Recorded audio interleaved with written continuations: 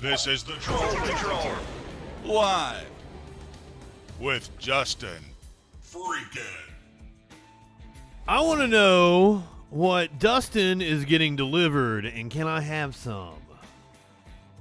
About a 2-day Senate run. We haven't even started the show. Warlord's like, hey, did you hear about this news story that I'm going to lay on you? No, I haven't. Do hit me with it. Oh, welcome to the Troll Patrol, live. It's a freaking Wednesday. What is up, Ginger, Warlord, Sky Comet, Dustin, my friends?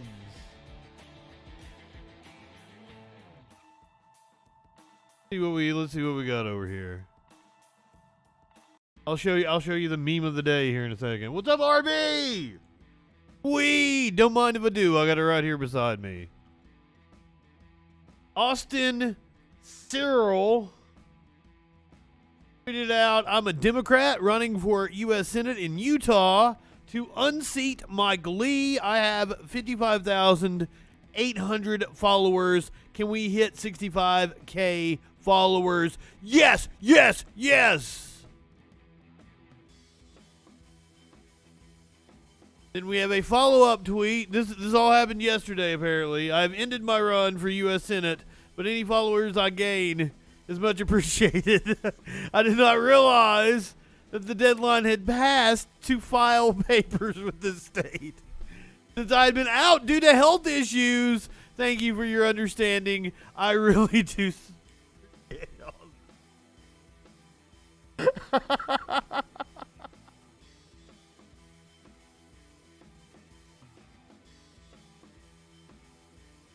Restreambot is pretty cool. RB has many times asked Restreambot if Restreambot has a sister. He can ask out. And I didn't know if something funky was going on. He was actually talking to somebody, but he was talking to somebody on Twitch while he was on YouTube. I didn't know what was going on. No. RB was just asking the bot. Look him up. I love it. Oh, what's up, guys? I'm sorry. There was the possibility that if I drank some alcohol with somebody yesterday that I might have gotten laid. So I took that possibility and I was like, fuck the Troll Patrol. Fuck them. Ooh. Sorry. River, I said I had company. I have a friend who has brought me my medicine when I was unable to obtain it. Told me that her dealer was out. I was like, oh, I can hook you up. And my guy's like been running a fire sale here recently. Like, fucking messaged me out of nowhere the other day. It was like, it's $100 an ounce. Like, what? Yes, please.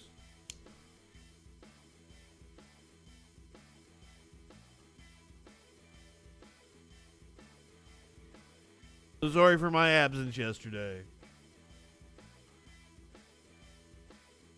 But we back. Sexual anarchy. You live in sexual anarchy? Back.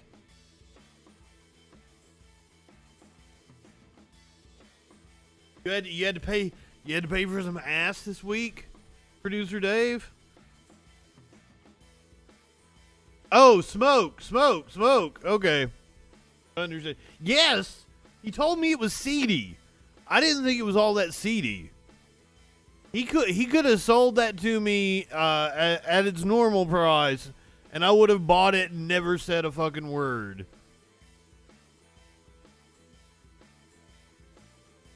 I hate Grindr here now. Like I've seen all the people here. I don't ever see any fresh faces on Grindr anymore. The fresh faces are all people that have deleted it and come back. Didn't want to fuck with you the first time. Sipping my tea over here. What are we talking about tonight? We got shit to talk about. Oh, you're getting a big dose of the Daily Wire tonight. I got a lot of Daily Wire content for some reason. They're blowing smoke up J.K. Rowling's ass. Their newest political commentator is a young lady by the name of Brett Cooper. She seems like fun. We're going to see. The first thing she bitches about is body hair. Her first day on the Daily Wire, she's bitching about body hair. What's up, Aaron? Tones. Tom Morello says if you are a neo-Nazi listening to Rage Against the Machine, then you don't get his music. You ain't very smart. Watch an owl shit on a sign language interpreter.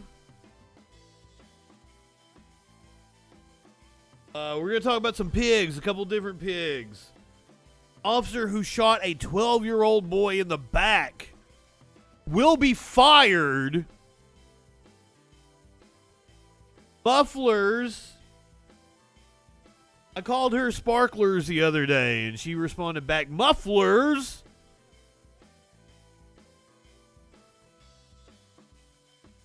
The leader of the Proud Boys has been charged in connection with January the 6th.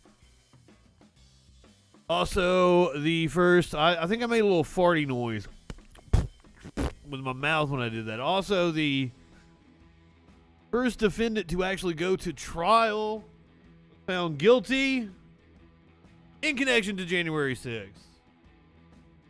We're going to talk about the postal bill. The executive order signed today by Joe Biden to possibly have the Fed look into creating their own cryptocurrency, because that's exactly what the world needs. I thought when I saw the story we were going to get some regulation of the cryptocurrency market. No, that's not what's going on. Hold on. Yeah, why is tonight the last night you can party, Tones? Are you need to go on another trip or something? Travels. Are you up drug test or something? What's going on? Let us know. It's almost time to eat the cum egg.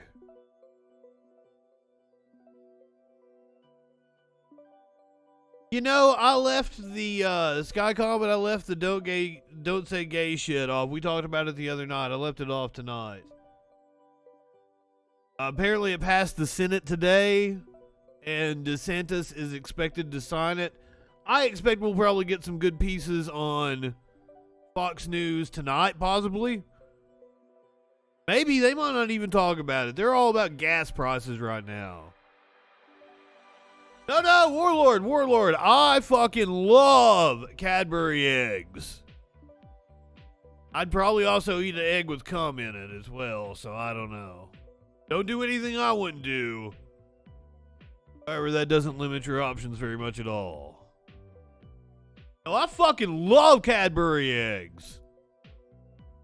I don't like the American style, like Hershey's chocolate.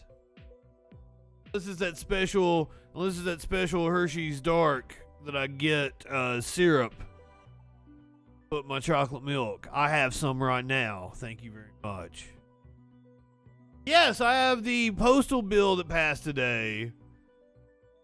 Yes, Cadbury eggs are and that's the thing, is I was bitching about Cadbury eggs when I was at the store the other day. They get smaller every year. I don't like this. I always buy a couple of packages of Cadbury eggs. I fucking love the thing.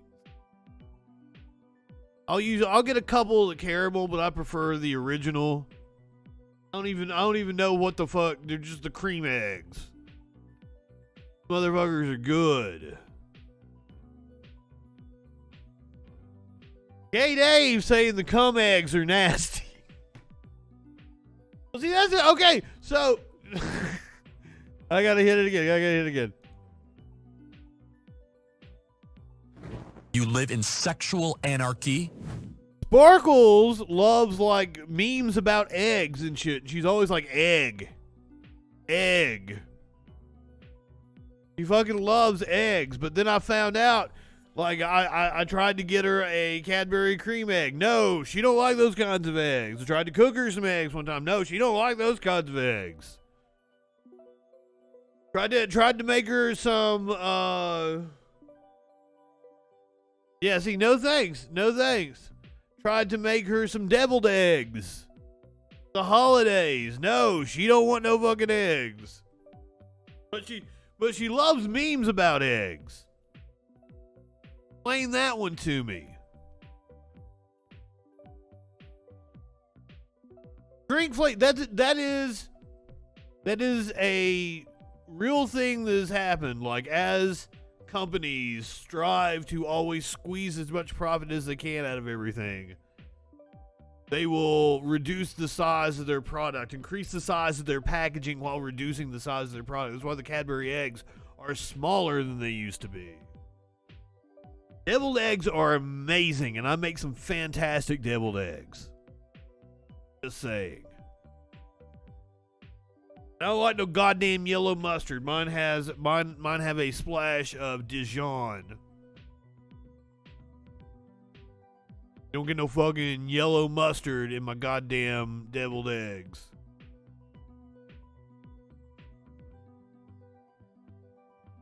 I like cum and cat. Like, okay, so like, you guys are divided. I'm okay with the taste of cum, and I like Cadbury eggs.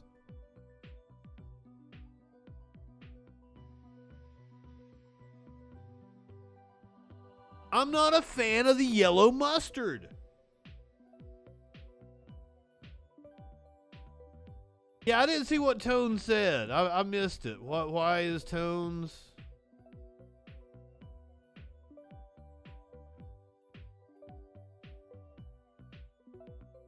Oh, living expenses going. Ouch. Yes, I'm happy that you're getting out on your own. I don't like yellow mustard, period. That shit is nasty. I'm more into cum egg than I am yellow mustard. Like, maybe you give me like a sausage, a grilled sausage, or like a ballpark hot dog or something. I might put a little yellow mustard on. Honestly, I'd rather have cheese. I'm a cheesy dog kind of guy. Warlord, do you guys have hot dogs in UK? Cancel. Wait, you're British. You fucking like fucking yellow mustard? What the hell?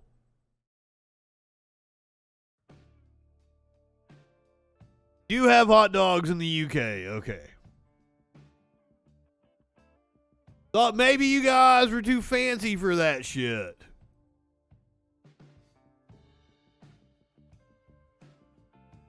Like salt and vinegar on your hot dogs? Is that a flavor of hot dog that you can get?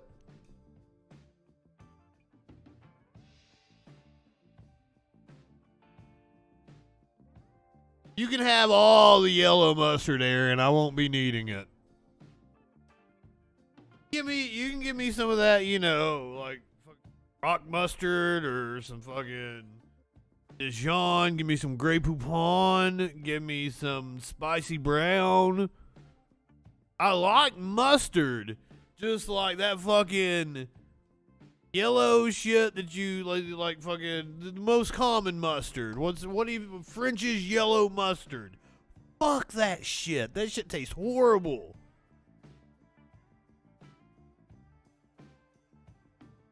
I would prefer a chili dog. I want cheese and chili on my hot dog. That is my preferred hot dog method.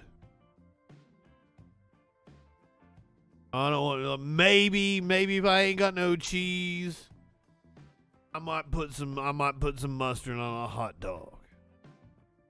For me to poop on. I'm not high enough for this shit. I talk about Russia shit again. I don't want to do that. I'm going to try to make it quick on the Russia shit. Don't want to give it too much attention, but also, like, it's the big story that's going on right now. Right? Russia shit.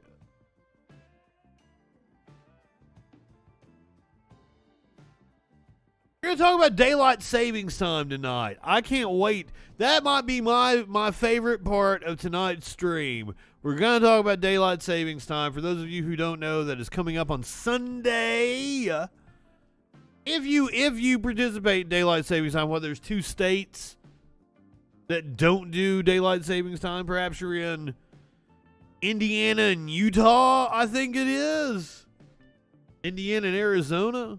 Something like that. I don't. Some states don't participate in the daylight savings time, and they just stay on standard time all year. My position, spoiler alert, we're going to go into it later. My position is that we go to daylight savings time and then we just don't go back. I would rather stay at daylight savings time year round. So that in January, December, it's getting dark at like fucking, 6 o'clock instead of 5 o'clock.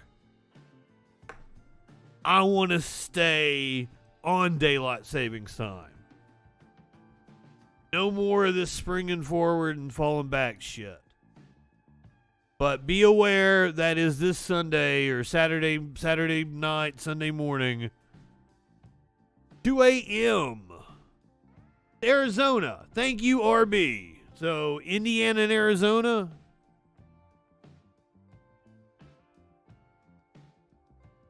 Because there was this whole big thing. Well, my radio station used to carry the Indianapolis 500. We would get fucked up because they were on Central Time, but because they didn't participate in daylight savings time, it would be on our time. We thought we had to do math, but we did. It was fucking weird.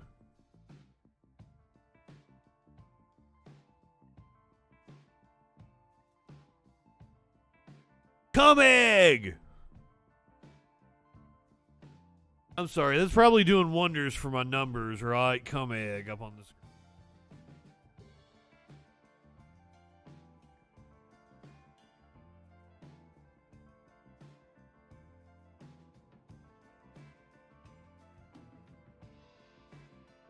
Content warning?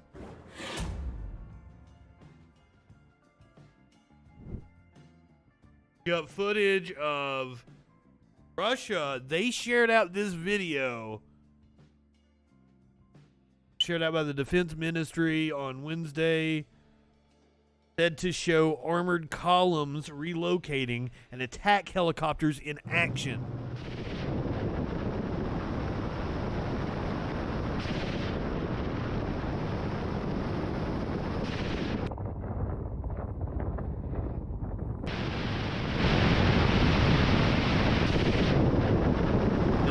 This is today's Russian propaganda.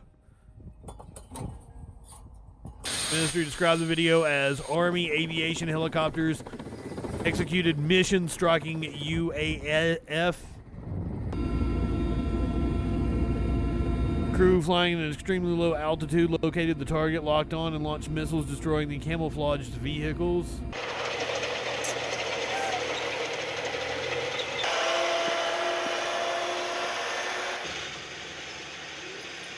Sorry if any of you had a headache out there. You've been drinking too much. It was probably really loud.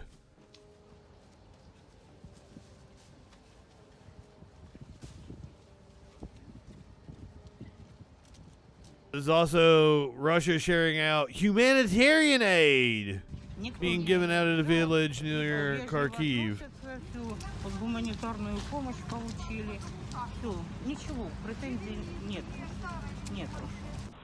She has no complaints with the Russians.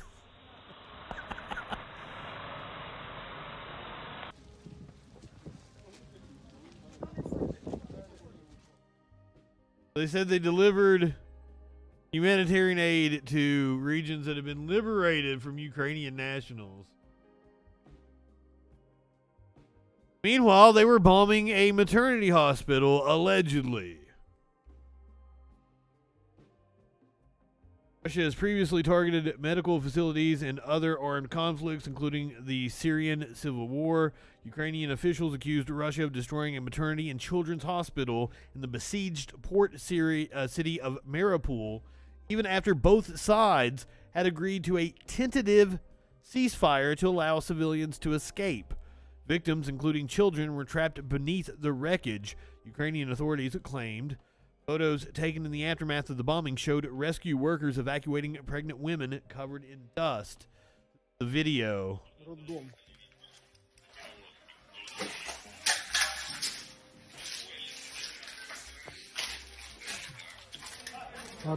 And once again, this is coming from the Ukrainian side, so also like unconfirmed by independent sources.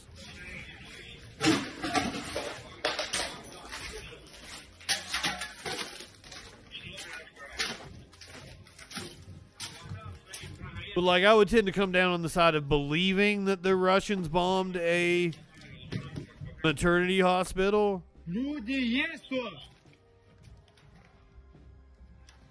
And maybe that old lady was just fine and content with the Russians coming in.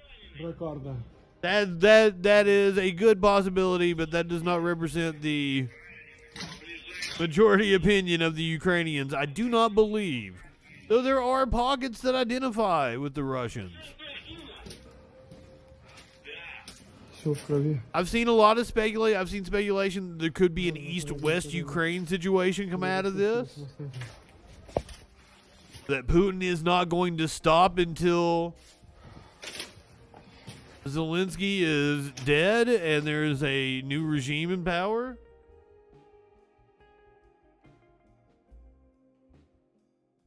Last week, the Russian invasion of Ukraine has entered a more vicious phase as Russian armed forces began to bomb civilian areas in major cities. Mariupol, a strategically and symbolically significant city on the Sea of Azov, has been encircled by Russian forces for days. According to the deputy mayor, Sergei Orlov, the incessant shelling has killed at least 1,170 people. Putin's going all the way to Paris, Warlord predicts. So does that mean Poland's next? Putin is taking Poland? Now also, and this has been complete speculation, I have not seen this in any news reports whatsoever. But I saw some people say that allegedly Putin is sick. Or that he is become increasingly isolated. And increasingly paranoid, especially throughout the pandemic.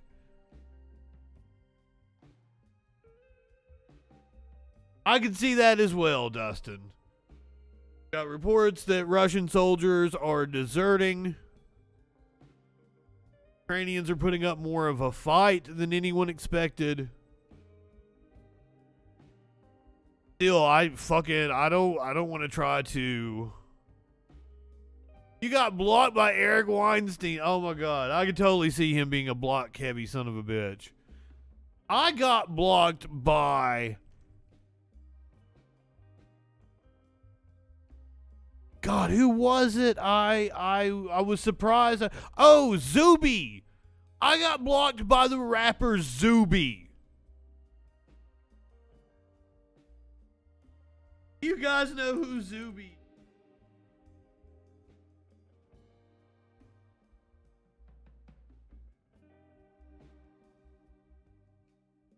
Better, Nazbu Alazabuka Adezu, better known by his stage name Zuby, is a British rapper born in Luton. Adezu was raised in Saudi Arabia and educated at St. Edmund Hall in Oxford.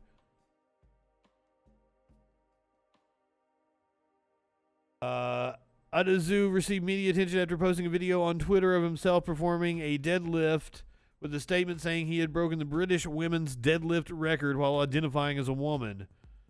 Adezu stated he published the video to criticize arguments that support allowing transgender women to compete in women's sports, which he believes are flawed.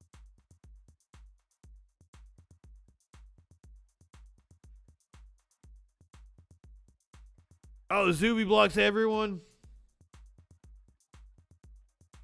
I brought up that he had the man that shot up Denver on his fucking show and promoted his book. And that got me blocked by Zuby. Ukraine warns Chernobyl nuclear plant is without power. The loss of power at the plant could disrupt the cooling of radioactive material stored there, risking radioactive leakage that can be carried by wind to other parts of Europe. One of the plant's reactors suffered a meltdown in 1986, sending radioactive contamination across Europe. About 20,000 spent fuel assemblies are stored in the spent nuclear fuel storage facility. They need constant cooling, which is possible only if there's electricity. If it is not there, the pumps will not cool. As a result, the temperature in the holding pools will increase, the Ukrainian government said. After that, evaporation will occur, and that will lead to nuclear discharge. The winds can transfer the radioactive cloud to other regions of Ukraine, Belarus, Russia, and Europe. In addition, there is no ventilation inside the facility. International Atomic Energy Agency said on Wednesday that Ukraine had informed it of the power outage and called it a violation of a key safety pillar, but saw no critical impact on safety in this case. Well, at least that's something. Based Socialist, thank you for being a freaking follower.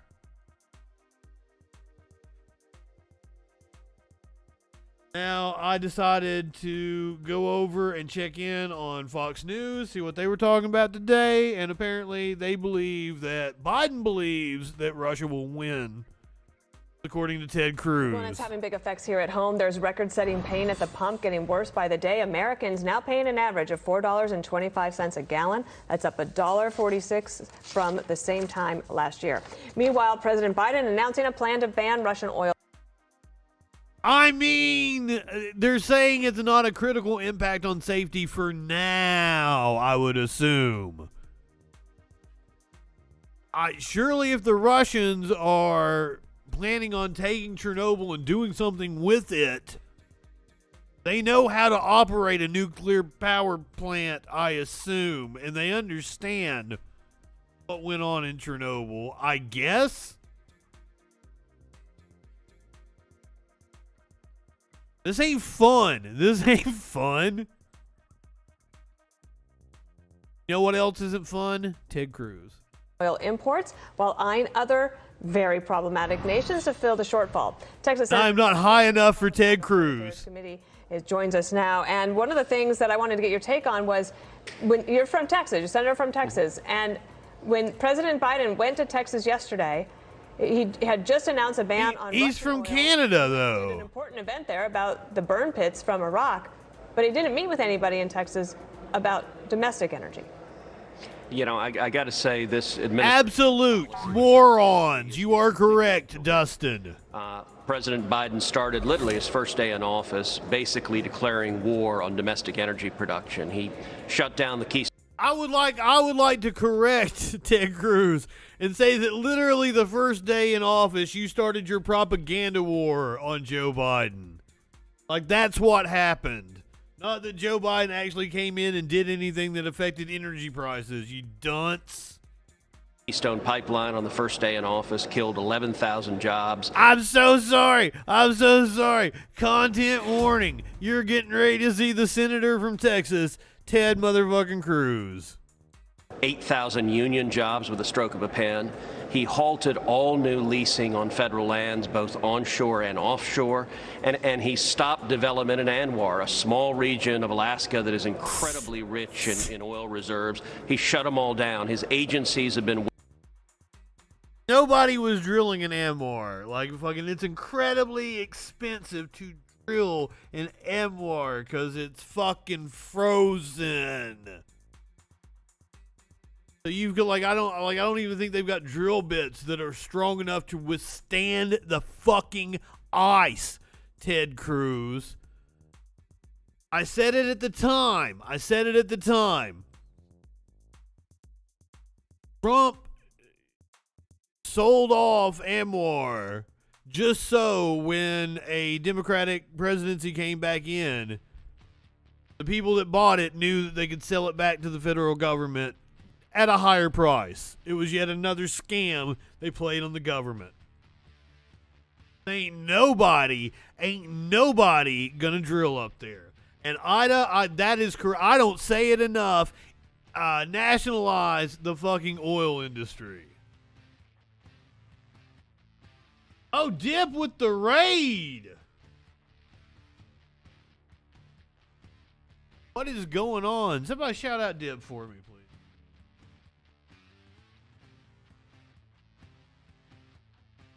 I forgot what we were talking about. Maybe I'm too high for this shit. Yes, nationalize the goddamn oil industry. Nobody should be able to make a profit from that. Especially I like the emote explosion. I'm gonna fix it up where it's got like everything. I'll probably do that for when we do the 420 2-year anniversary special, and we'll have all kinds of more interactive elements. But like coming from Eastern Kentucky, I never understood how anybody could own the fucking coal. How can you own the coal in the ground? That should be the property of the people. It should be a company that is ran by the government, that isn't for profit, that is just making decisions based upon our energy needs. Then you wouldn't have these mass layoffs all the time. I had no clue about this propaganda of China giving Russia nukes. Russia already has nukes. The devil put dinosaurs here.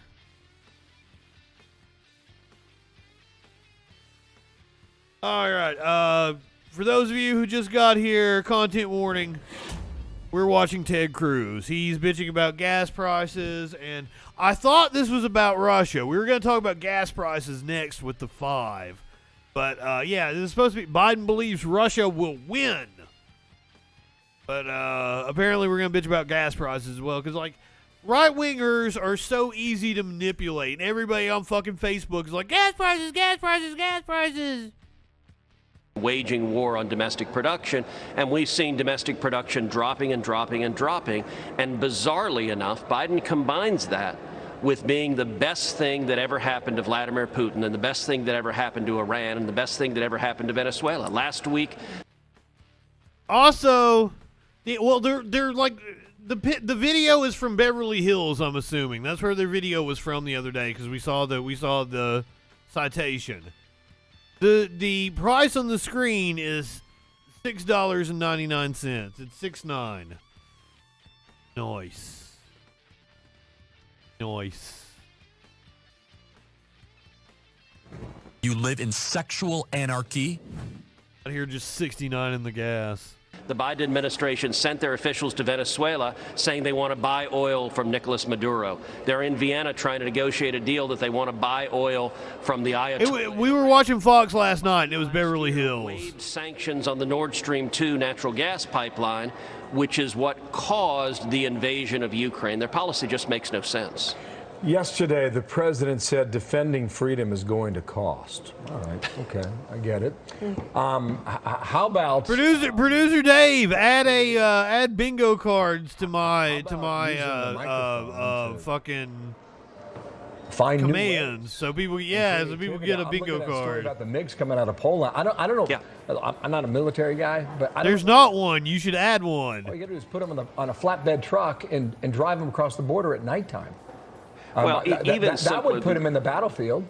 Yeah, even simpler than that. Look, there are 2 tools we have to assist Ukraine in winning. And one of them is providing offensive military weapons. It's the same thing, Chud. Conspiracy bingo. It's the same thing. You've got Venezuela on the card, don't you? Take away Russia's customers to dry up the revenue stream that's funding the war.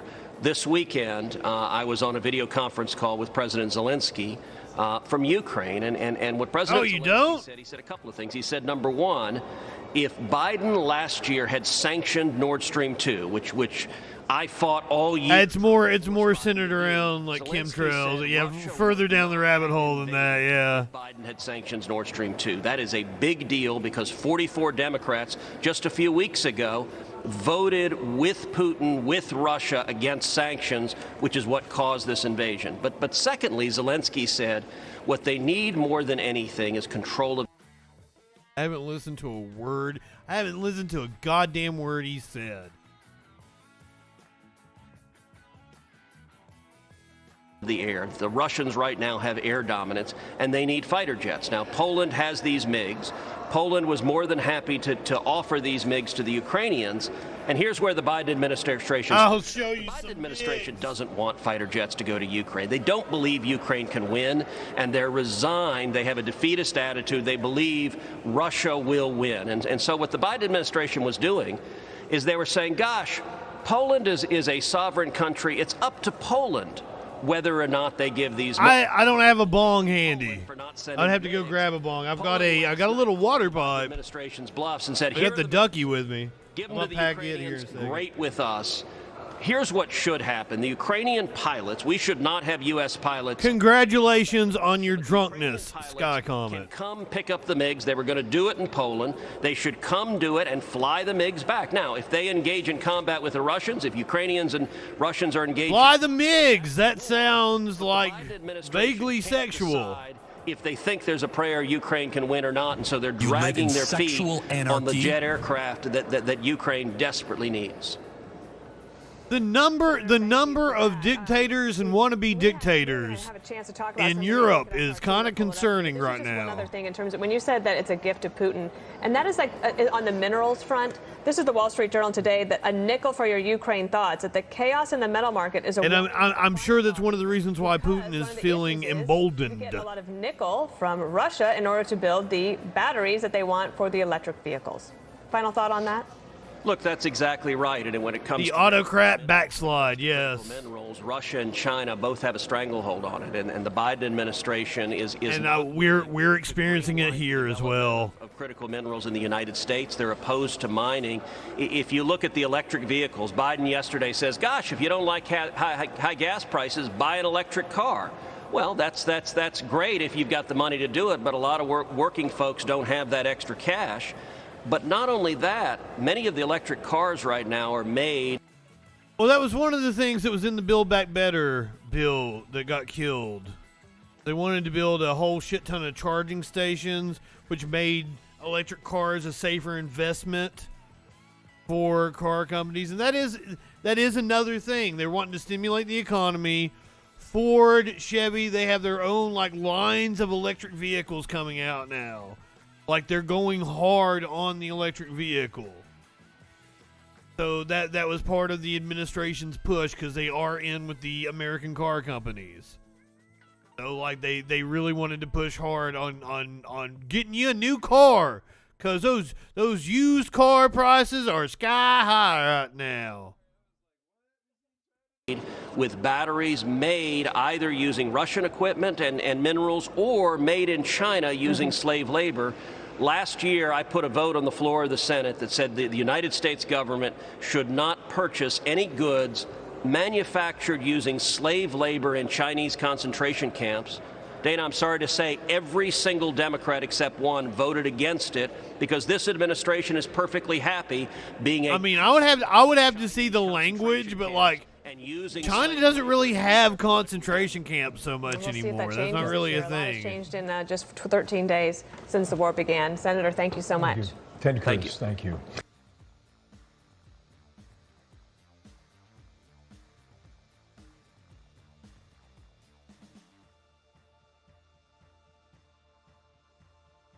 Yeah, that's like China is more forward thinking with their workforce now. Like I'm sure like the Uyghurs aren't getting treated well. And there is a issue there that needs dealt with. A humanitarian crisis. Not the business of the United States. I don't know whose business.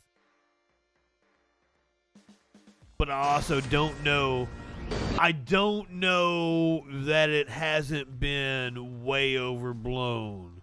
But then again, also, any persecution of people, any type of ethnic cleansing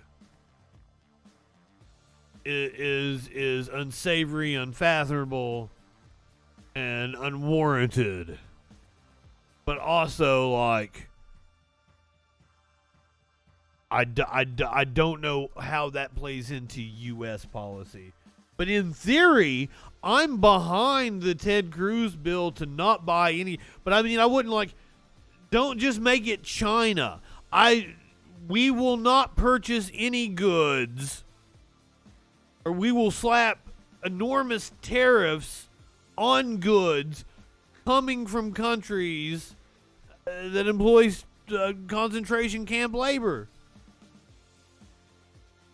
I think that would mean that we couldn't use a lot of things that are made here in the U.S. because we use prison labor. But in theory, I am behind a bill that does exactly that. That blocks the import of goods made with slave labor.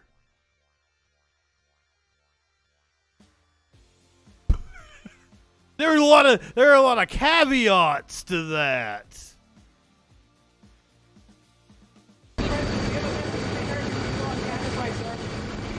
Now we're going to hear from the five about gas prices. President Biden ban slave labor in the U.S., which is now $4.25 a gallon. The White House even coming up with a cute little hashtag, Putin price hike, like that's actually going to make a difference. Joe Biden insisting the surge is all Putin's fault, but take a look at this. Prices, they've been skyrocketing ever since Biden took office. After he promised to we use prison labor for, there are several companies that contract out. And the Democrats, they're just dismissing several companies that contract out for prison labor. We send them fucking to use them as firefighters in California. Every year I get on my soapbox about that bullshit, using prison labor to fight wildfires, to put their lives on the fucking line, and then they can't even use that experience and get a job as a firefighter when they get out. They're not getting paid commensurate to the job that they're doing. They're still getting paid like fucking pennies on the dollar per hour, whereas they should definitely be getting, you know, what, fucking 25, 30, fucking $40 a fucking hour. Firefighters should probably get paid a hell of a lot more in this country. The 13th Amendment says that slavery's abolished. Shit.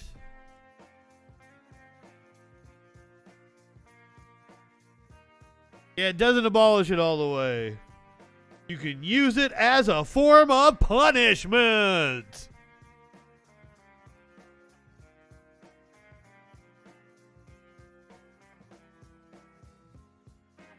I mean, hell, I'd be okay with a gasoline tax holiday, a gasoline tax holiday. But you gotta make up that revenue for something. Tax fucking rich people. The corporations have plenty of it. You fucking price regulations on, nationalize the fucking industries. Nationalize the fucking Chevron, Exxon. They belong to us now. We set our own prices. Prices come down real fucking fast. Because let me tell you something, the big oil companies have still been making record profits.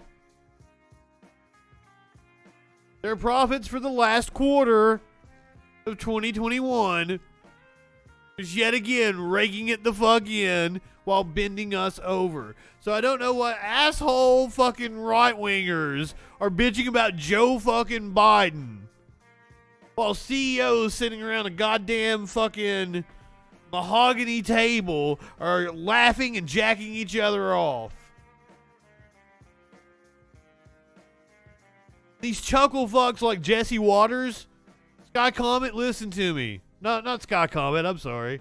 What was that dude? What was the Scatterbox. Listen to me right here. This is Jesse Waters right here. He is a paid propagandist paid to get you to fight with me about bullshit that doesn't matter. He is paid to get you to fight with me about bullshit that doesn't matter. Let's eat the rich, motherfucker. Scatterbox, listen to me. Eat the rich. Eat the rich. That solves our problems. That solves our problems. There shouldn't be billionaires. There's like 700 of the motherfuckers. There shouldn't be one. There's like 700 billionaires. How? When you allow people to suck that much money out of the economy. That's why the Fed has to print money to keep the economy going, to keep the monopoly game going. The Fed has to print money, and then it devalues the currency for everybody else. You know the way we fix that? The rich. Eat the rich.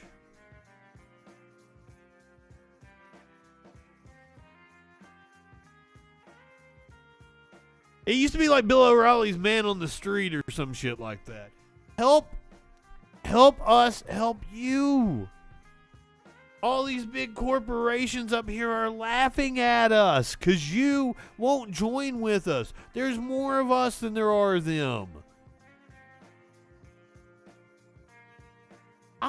No. Okay. Yes, I'm sure they taste. I'm sure the hatred comes through. But here's the thing. The schadenfreude that you would feel. The fact that like meals that are free taste better anyway. And the fact that you would be saving. Use a lot of hot sauce. There we go. We're ideas people. High level ideas. That's what's going on here on the Troll Patrol.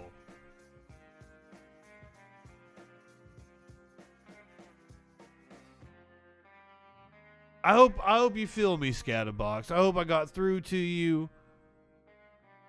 Let it sink in. Bucks aren't your friends. I'm your friend. I want to be your friend. I'm your Concerns and pushing green. Today, the average gas price in America hit an all-time record high of over $4 per gallon. I'm willing to pay $4 a gallon. Hell, I'll pay $50. All right, I'll do that tomorrow, Spotter. Because I drive a Tesla. Perhaps if you let the market work in this respect, people will feel pain. They'll take a second look at that Ford F-450 gigantoid truck. They'll reconsider a Tesla. You'll see hybrid innovation. We should ultimately learn our lesson here and become energy independent and choose to invest in clean domestic energy. We have to move to clean energy solutions. Clean is in the end where we should be so that we don't find ourselves in this position again. Geraldo Rivera. So Joe Biden has said so many things about this. First, he said that. Oh, we got Gutfeld. We got Jesse Waters. We got fucking Geraldo. We got Judge Janine. This should be lively, bitches. Do you need a content warning for this shit?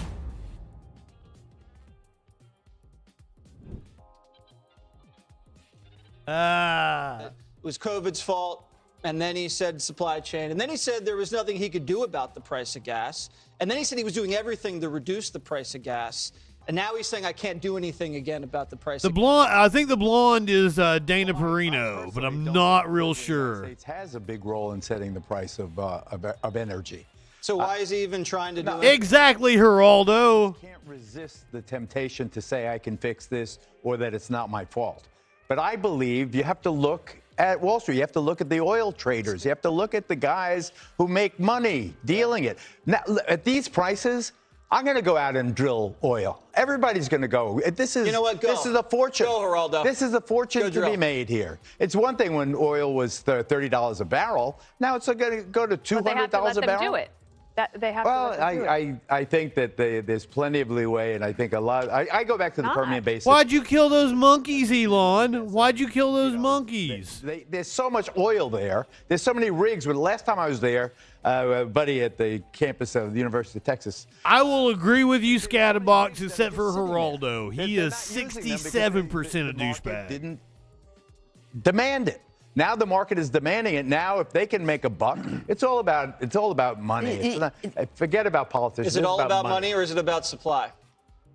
It's all about the fact that this administration has no strategy. All they do is react. They have no plan. They never had a plan. All they can do is blame Russia or blame Trump or blame somebody else. The truth is that, Geraldo, fucking all the Fox News pundits do is sit at their little panel and they blame Biden and they blame fucking leftists. They blame woke culture and they fucking every fucking thing. That's all they fucking do is blame. These prices have been going up since Joe Biden came in. We were energy independent. All was well. The price of gas, and we've been over this a million times, the price of gas was affordable. And then he comes in and he's got this green energy. I didn't want to go into this. But like those monkeys were tortured. I don't think we got anything out of this. I don't think that there was actual scientific purposes for what Musk did. I just wanted a reason to bitch about Elon Musk.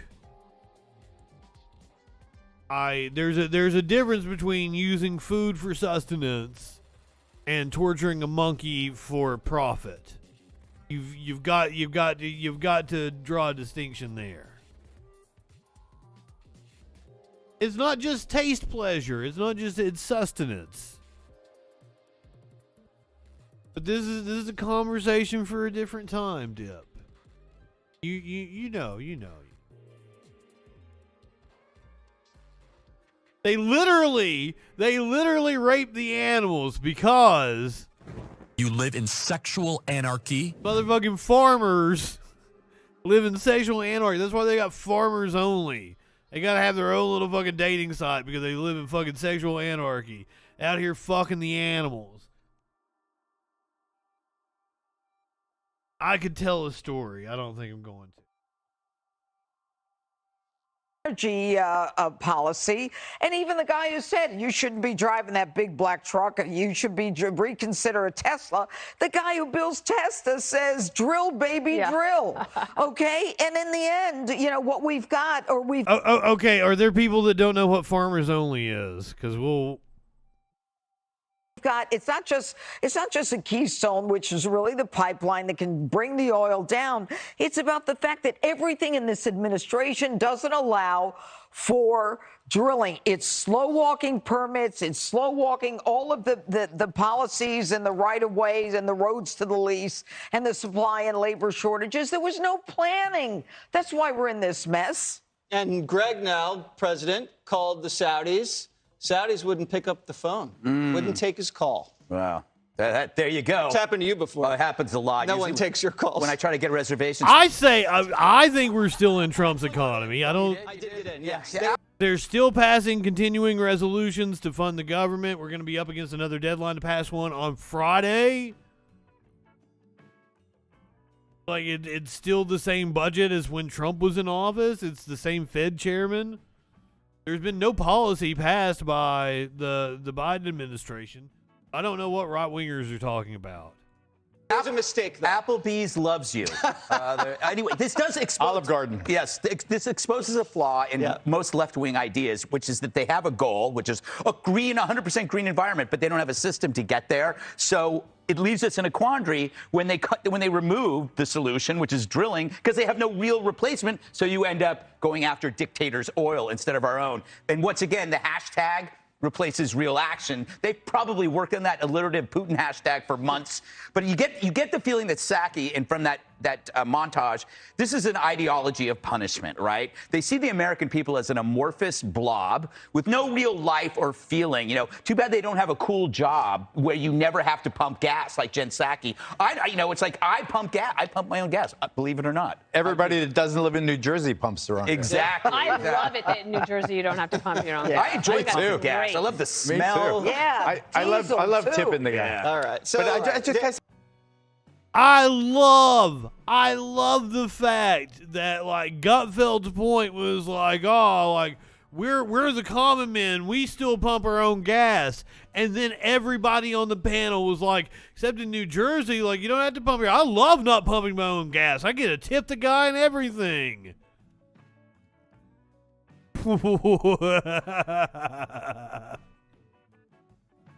Say one thing about Saudi Arabia. Yeah, please. Saudi Arabia is a miserable country. I mean, that was necessary. No. Saudi Arabia is killing civilians in Yemen. Going back to what I said earlier about my moral failings and not feeling sorry for the people in Aleppo when they were getting bombed. Saudi Arabia is bombing the hell out of Yemen. They're killing civilians right and left. Sparkles can empathize with the people in Aleppo. It's pathetic. Well, we don't actually need Saudi oil. We can just use American oil. We can totally delink ourselves if we wanted to from global oil prices, and we could have American prices I think that we should just ask, we ourselves should pump, and we should ask all of our allies to do it, because the global economy is going to need fuel in order to keep going. So we should do everything we can here, but let's get everyone else to do it as well. Let's talk about nuclear, all of that. On the hashtag thing, the stupid thing about that is Twitter doesn't even use hashtags anymore. Because what they remove the hashtag, and they just like pick up on keywords, so you don't actually need the hashtag like you did in Bring Back Our Girls. This is the this is the first I've heard of this. Yes, so hashtag, no need for a hashtag. See, that's what we should be covering. Dana's on top of it. That's that would be our thing. e-block. That's the news you need to know. But the other thing I wanted to mention is, I got a cat being a Kevin. Electric vehicles. Okay, well, electric vehicles require a battery. One of the things you need to make the battery is nickel. Where do we get nickel? Russia. And where are the nickel mines being held up? America. So you see the pattern that we're seeing here. Hashtag pattern. All right. It is funny to watch someone in a very nice outfit sit back and just say, hey, just go buy a Tesla. He was on top of the refrigerator. Go buy an EV. Yeah. Like it's that easy. Now, what about the lithium batteries? It's true. Trying to get in the cabinet. Exactly. All right, I'll be at Applebee's in about an hour. Hey, Sean Hannity here. Hey, click here to subscribe. Do you think Applebee's gave him a kickback for saying that? Is that just a place you can go to where they use a lot of oil?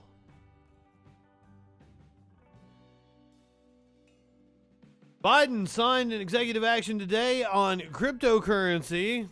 Not the one I wish he would have signed. Can you say the U.S. is committed to provide... Urges the Federal Reserve to explore the possibility of creating its own digital currency. An order that is essentially a starting place for the U.S. government in terms of how it's going to approach cryptocurrency on a macro level, and not just a one-off case, and not just one agency's approach. The order itself does not really implement something particularly new that is going to happen and that people need to do right away. This is like an exploratory committee bullshit. It is a sign, that crypto is here to stay, that regulations, will be coming. There are a lot of requirements in this order for the various departments in the U.S. government to report back. And just given the breadth of this order, I would bet that we're going to see more orders in the future with particular guidance. The U.S. dollar is obviously the preferred method of exchange throughout the world. That our economy would consider also adding a digital dollar, I think, is a huge endorsement to the technology, to the viability of blockchain, which has so many uses, and so I think it's perhaps the most significant part of this order. When the President of the United States is issuing a detailed executive order about cryptocurrency, I think that is a moment that the community celebrates, because it really shows that cryptocurrency is mainstream. It's here to stay.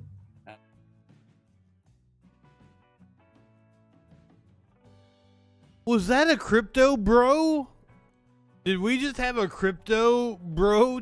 I almost made a joke about his breath. He does not fuck. He had a crypto bro talking to us, and I didn't even know it. I didn't know what was going on. I was a little stunned.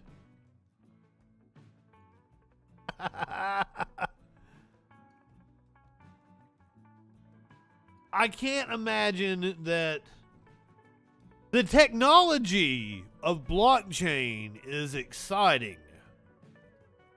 That's a neat thing, and there are possibilities for it going forward.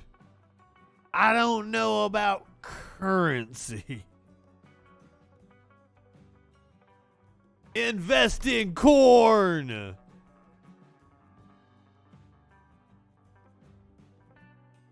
Oh, buy corn. Jim Cramer says buy corn.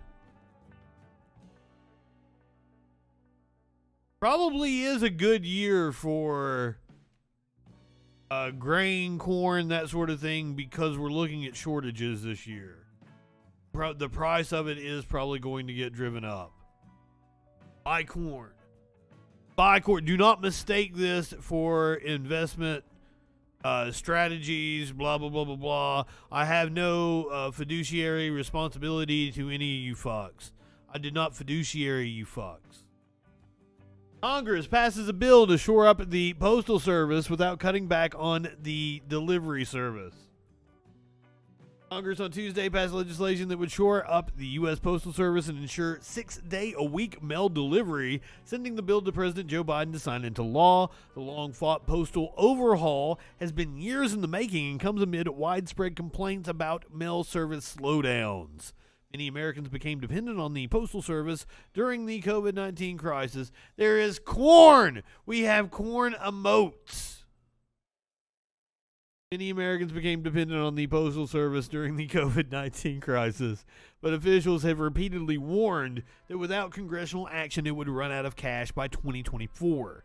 The Post Office usually delivers for us, but today we're going to deliver for them, said Senate Majority Leader Chucky Boy Schumer. Congress mustered rare bipartisan support for the Postal Service package, dropping some of the more controversial proposals to settle on core ways to save the service and ensure future operations. Last month, the House approved the bill 342-92, with all Democrats and most Republicans voting for it. On Tuesday, the Senate sent it to Biden's desk on a 79-19 vote. Banking services at the post office. Now. When do we want it? Now.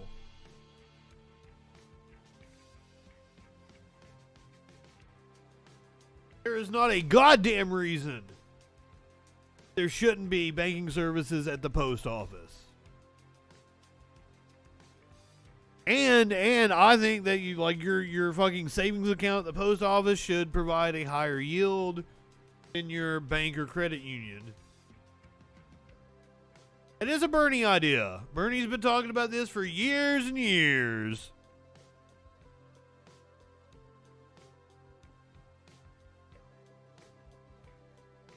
Well, like I don't even like it, you can't even credit it as being a Bernie idea, because I think you used to be able to do postal banking. I think they outlawed it in the 60s or 70s. Damn right, postal banking now.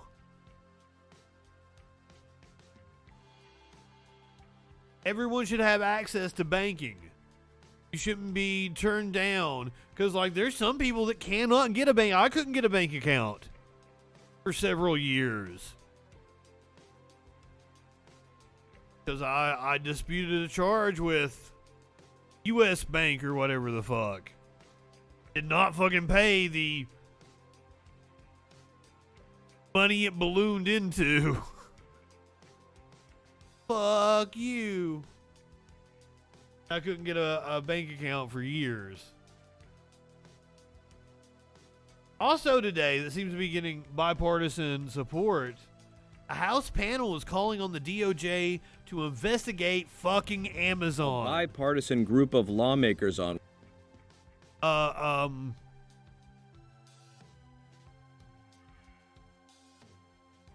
full transparency. You're watching this on Twitch. You were watching on an Amazon-owned platform. Fuck Amazon.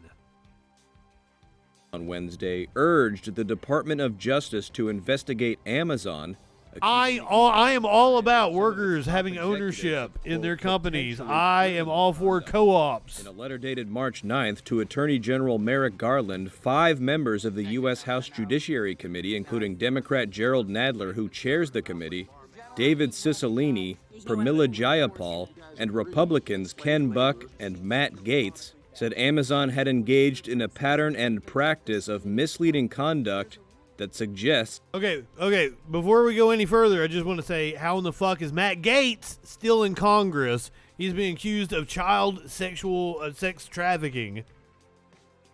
And how often do you see an issue where you've got Matt Gaetz and Pramila Jayapal on the same side of the issue?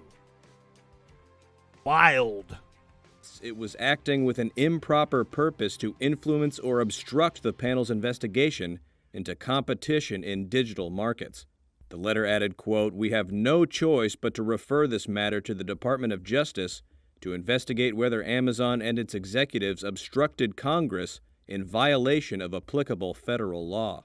In response, an Amazon spokesperson told Reuters in an emailed statement, quote, "There's no factual basis for this, as demonstrated in the huge volume of information we've provided over several years of good faith cooperation with this investigation." Doubt. Good faith cooperation is what they're referring you to the Justice Department over. The Justice Department follows a previous warning from members of the committee in October of last year that accused Amazon's top executives, including founder Jeff Bezos, of either misleading Congress or possibly lying to it about Amazon's business practices. That letter had come days after a Reuters investigation based on thousands of internal documents showing that Amazon had a formal clandestine policy of rigging search results in India to favor its own products, as well as copying other sellers' goods, practices Amazon has denied engaging in. They do that all over the world. So if there's an independent seller that has a product that gets popular, Amazon will copy it, sell their own version of the product, and then promote it over the independent seller. Fucking bullshit.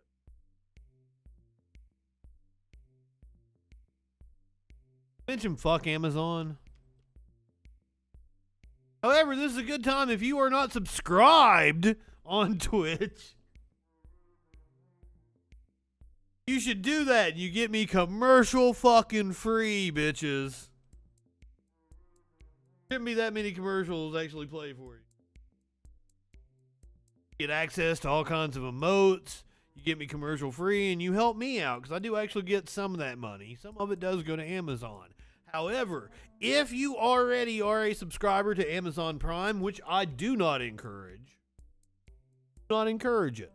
But if you happen to be a subscriber to Amazon Prime, you get a free Twitch subscription, and you should totally use it on me because it's like giving Amazon's money to me. Win.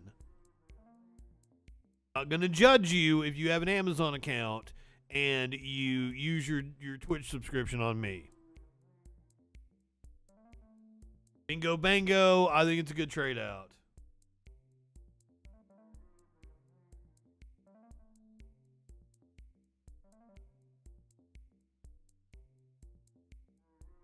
I just laid it out. I said fuck Amazon multiple times, but I just laid it out.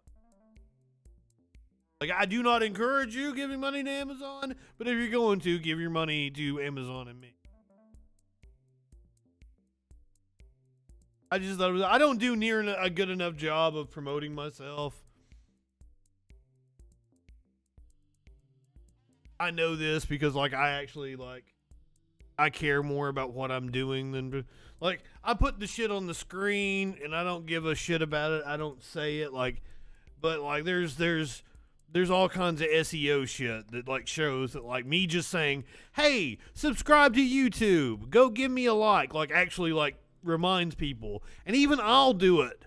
I'll be sitting here and, like, fucking packing a bowl or something, be watching somebody's YouTube channel, and they'll be like, be sure to like my channel. Like, you know what? They're a smaller fucking channel, and I've never given them a like. I should go give them a like.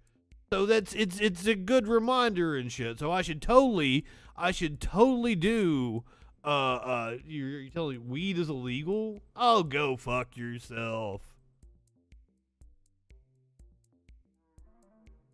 Come on. You a cop? Let's go, Brandon. That one Christian rapper that has a "Let's Go Brandon" song. He paid me $50 to watch one of his anti-gay songs on his stream over a year ago. It's been a long time. And I've been trolling him ever since, and I've been trying to get him to come. He says he's censored, but I've been trying to get him to come on the Troll Patrol. He won't fucking come on. Hey, cab motherfuckers! Hey, cab means you too.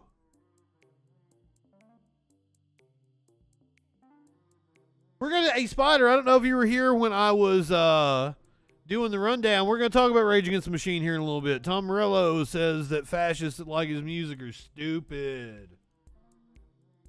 All right, here's the thing I've been wanting to talk about all fucking night. And it is my senator, and for once I'm going to agree with my senator. I'm going to go ahead and preface this and say that he might be quite possibly the dumbest fucking senator.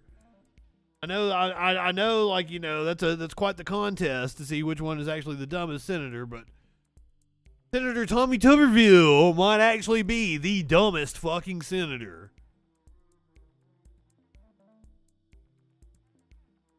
Oh yeah. We're gonna do Tom Morello here in just a little bit. But daylight savings. Well, let's see if you can read from this card, Dip. That's a good question. Yeah, he's the sports ball coach. It even says Coach Tom Tuberville down here on his little card. But I think I'm going to agree with him on this point because I want to end daylight savings time. If you guys weren't here with me earlier when I gave the reminder, it is coming up this Sunday morning, Saturday night, Sunday morning, 2 o'clock. You will fly magically from the hour of 2 o'clock to the hour of 3 o'clock. Missing out on 1 hour of your life this coming Sunday. It causes a lot of accidents. There's a loss of productivity associated with it. There's all kinds of reasons it's not good for your mental health. But I'm not a fan of it. This is my stance. I don't know what Tuberville's stance is. I say we convert to daylight savings time, which is what we're doing this Sunday. We go to daylight savings time. And then we don't go back. We don't fall back in the fall, in October. That way, it is getting dark around 6 o'clock instead of 5 o'clock in the January-December time. I would like that better than what we have now. Where, like, fucking you fall back in the fall, and all of a sudden, it's like dead-ass dark at 4:45. What the fuck? I don't like that shit. I don't like that shit at all. It should still be somewhat daylight when people get off from work at 5 o'clock. If we're still going to do the fucking 8-hour work days. Well, Spider, do not worry. You are going to catch up come this weekend. Cruise up humans for about 2 weeks. Hopefully, Tommy Tuberville is on my side, staying on daylight savings time. But hey, if it's the other way, and we would flip it and be standard time all year long, to where in the summertime it gets dark at like 7:50 instead of 8:50. That's the con. Now, I don't know about mornings. I'm not a morning person. I don't know how it would affect you guys. I don't give a shit either. Just when it gets dark is the only effect it has on me. And ahead of this weekend, when we start daylight savings time this coming Sunday, I want to take a moment to discuss the many reasons why we should do away with the outdated practice of springing forward and falling back. Daylight savings time should be a thing of the past because it literally is. Introduced as a Oh, he's going to be on the other side. He wants it to get dark at like 8:50 during the summertime. That's not what I want. I want it to still get dark around like no. He wants it to get dark at like 7:50 during the summertime instead of like 8:50 like it does now. 8:45. He wants it to get dark at like 7:45 during the summertime. I'd rather have the hour into the evening. Oh, Sky Comet, are you on the get rid of it? I want to go to daylight savings time and keep it. Don't fall back. I don't want to go to standard time. I want to keep it daylight savings time all year. I want it to get dark at 6 o'clock during January and December as opposed to 5 o'clock. But the trade-off in that is if you do it that way, then it's gonna get dark at 7:50 summertime. I think I explained there. temporary measure. During World War I, daylight savings time was originally called, quote, wartime. And it was a way to help conserve fuel and better utilize resources. You are lucky, Scatterbox. Of World War I, the 1918 Standard Time Act was enacted that discontinued daylight savings time nationally, but individual states continued to spring forward and fall back.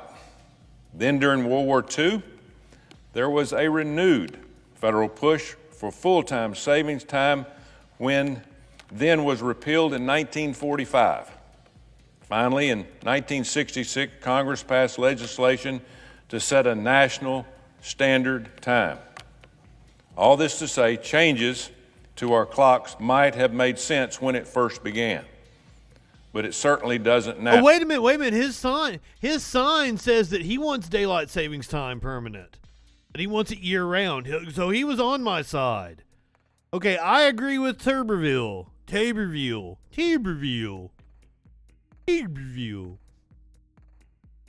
In China, I'm aware of the whole country being run on Beijing time. That runs into issues.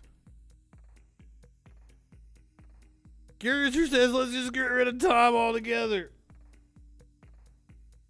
I'm down with that, but then how are you gonna know what time to watch the Troll Patrol? How are you gonna know what time to watch the Troll?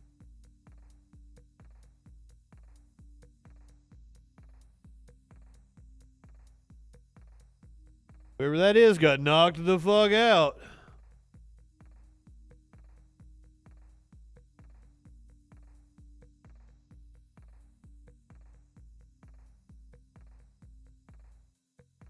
What did I say wrong? Thank you for correcting me, Sky Comet. Please correct me when I say shit wrong.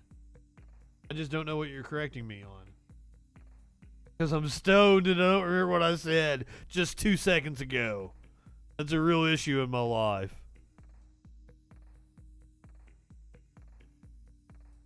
Is that how you pronounce vagina? Gianna? Now I'm curious. What was I talking about? The RNC to sue over the January 6th committee over the Salesforce subpoena. The January 6th Select Committee has subpoenaed Salesforce, the customer relationship manager. But then how am I going to know what time to send out an announcement? Is the best time on the clock. I go with 4:20, like usually when I'm coming on for a special episode of the Troll Patrol. I do. Oh, like Trump does China. China.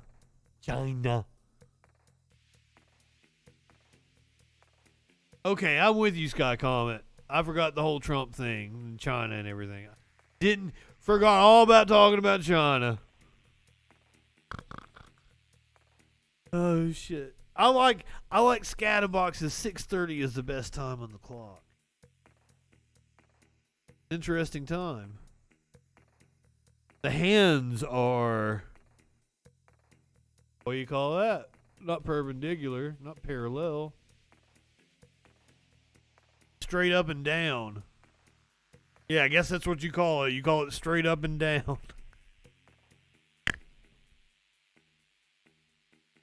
I'm in a mood tonight. I'm in a mood. 11:11. Do you make a wish at 11:11, Curiouser? 18:30. I mean, that's 6:30. I didn't, when I said 18:30, I didn't do the math in my head. And then when I did the math in my head, I'm like, that's 6:30. That's funny. I don't like military time. Fucks me up. Don't like having to do math. Fuck your math. Been in the broadcasting business all my life. It's a lot easier for me to do like 8-7 Central.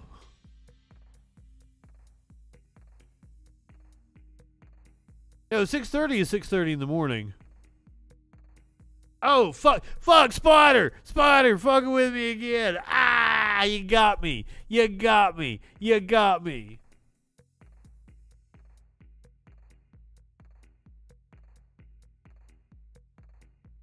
I don't know what's going on. I'm not high enough for this shit.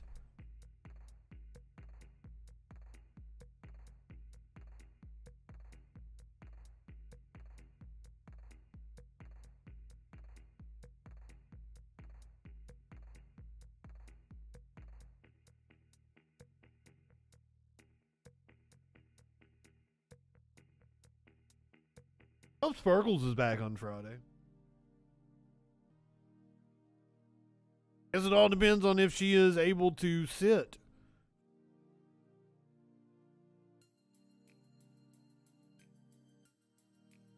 I originally was talking to her about the setup for the freak show. I wanted us to be on the couch. I wanted to pull the couch over. It'd be a couch show. She and I sitting on the couch with like stick mics. Couch show. She wasn't into it. I don't know why.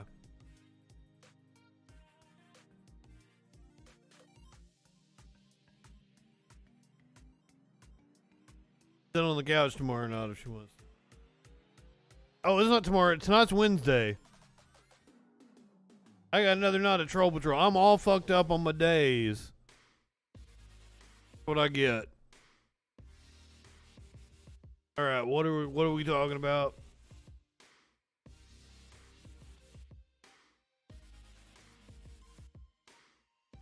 The RNC to sue the January 6th committee over Salesforce subpoena. I don't know what the fuck Salesforce is.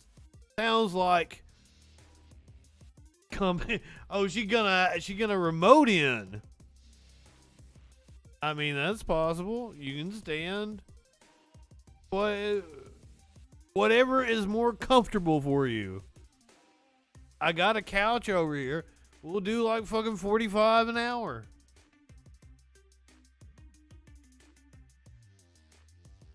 All of those are doable.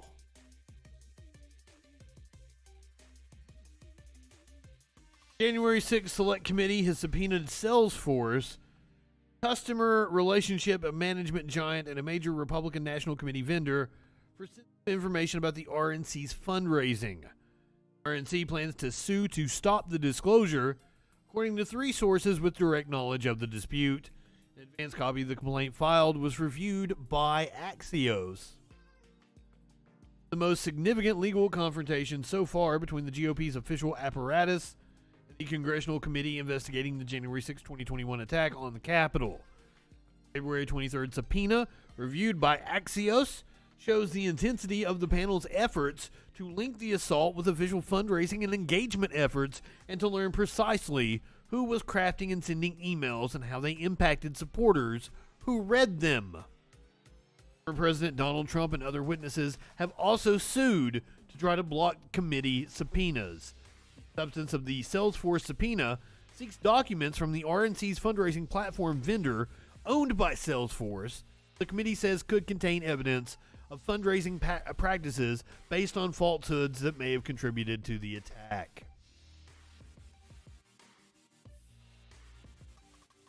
I'm sure it does. You guys remember Stephen Miller? He's like the really racist guy that worked for Donald Trump. Presidential advisor. Stephen Miller has filed a civil suit against the January 6th committee to block subpoenas. Former Trump White House senior advisor Stephen Miller on Wednesday filed a civil suit against the House January 6th Select Committee in an attempt to block subpoenas of his phone records. The subpoena is overly broad and seeks information that is unrelated to the purposes whereby Congress established the Select Committee. That is from the Miller court filing. Moreover, the subpoena violates Mr. Miller's protections under the First and Fourth Amendments to the United States Constitution as well as federal law. End quote from the document. The suit also argues that the phone records contain sensitive personal communications between Miller, health professionals, and family about his wife and newborn daughter. The committee did not immediately respond to Axios' request for comment. Miller takes no issue with the committee's investigation of the attack on the Capitol, as well as the circumstances surrounding that disturbing event.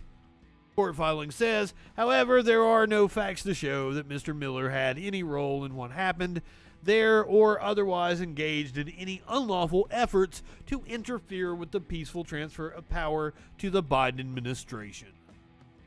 End quote. Oh, do you guys know who Enrique Tarrio is? Leader of the Proud Boys? Well, prosecutors say Enrique Tarrio helped plan the attack. I'm sorry. Content warning. I'm going to show you Enrique Tarrio. Leader of the Proud Boys, Enrique Tarrio, has been charged with conspiracy related to the January 6th attack. Conspiracy! Ooh! Hey guys, I don't read these before I talk. It has its trade-offs with the show. Like, the show would be better content-wise if I actually read and did research before the show. But then you miss out on getting live reaction like, ooh, he got hit with conspiracy. Ooh.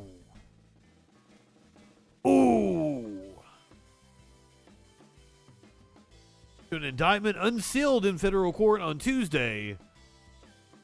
Tarrio, though he wasn't present at the Capitol on January the 6th, instrumental in planning the riot.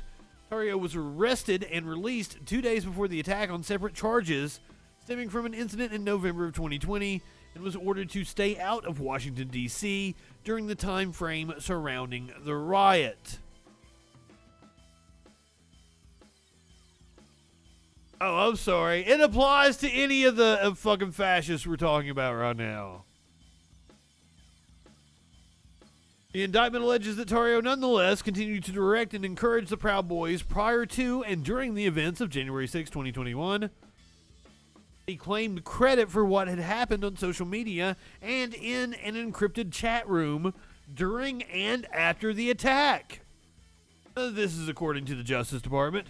Tarrio was indicted on Tuesday on one count of each conspiracy to obstruct an official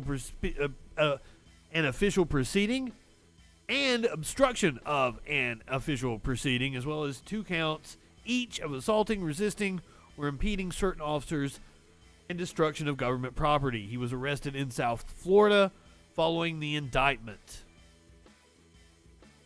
In an interview last month with a local news station in Miami, Tarrio said he doesn't agree with or condoned what happened at the Capitol on January the 6th. I have a feeling we have text messages from the day or chat messages from the day that prove otherwise.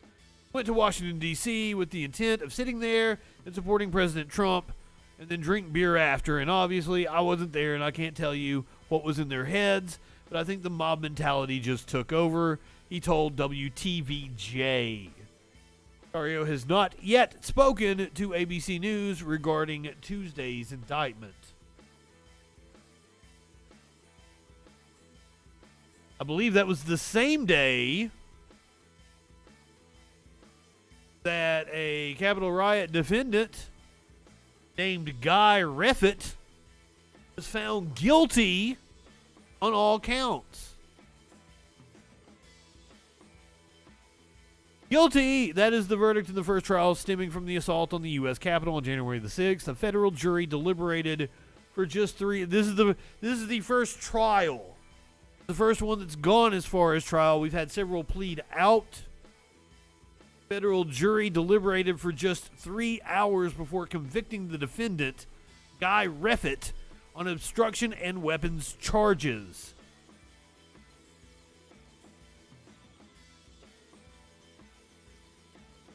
Oh, this is like some kind of fucking interview here. See if we can get a news hit on Mr. Reffitt.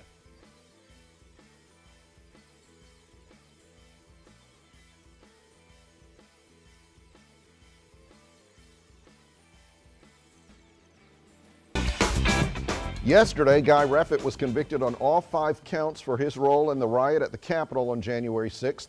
Reffitt's conviction is significant because he's the first of hundreds of people to be tried for their roles on that terrible day. It's significant and it's important.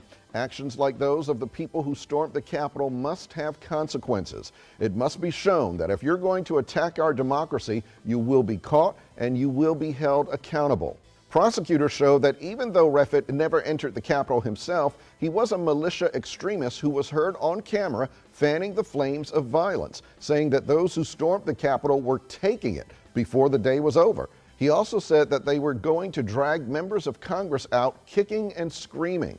This trial serves as a reminder that as bad as January 6th was, it could have been much worse. January 6th was a blatant attempt to stop the counting of electoral votes in a fair election, all because of the big lie spread by former President Trump. And you know what? As bad as it was, it could have been a lot less. If there had been a properly prepared police force that, wasn't working in cahoots with the motherfuckers in some cases. Some cops fought bravely, valiantly that day. Sure. There were some cops that were friendly with the protesters. There were cops in with the protesters. There were protesters that showed their badges to get in. It could have been a hell of a lot less than what it was. We could have... I was here streaming all goddamn day long. That stream should have took a few fucking hours. We had challenges. We were going to have fucking challenges from dumbass Republicans, so we knew there was going to be like a couple of different hour-long debates. Should have just been a few hours. Should have been an all-day goddamn event. I think I streamed for like 16 fucking hours that day. Should have been 3-4 hours. Done with it. Okay, cool. Good night, everybody. But no, the cops had to treat them like, they were in cahoots, which some of them were. Trump alleging voter fraud. Allegations, I might add, that have never been proven to be true. The conviction of Guy Reffitt on all 5 charges sends a message that the allegations against the Capitol riot suspects do have merit and are being taken seriously. Now it's up to the judge to make sure that when he's sentenced, Guy Reffitt's punishment fits the crime. Have a good day. We'll see you tomorrow. Thank you, News Dude.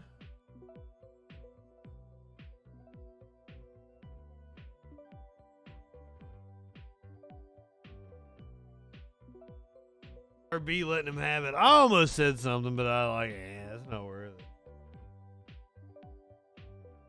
The number of hate groups fell in 2021.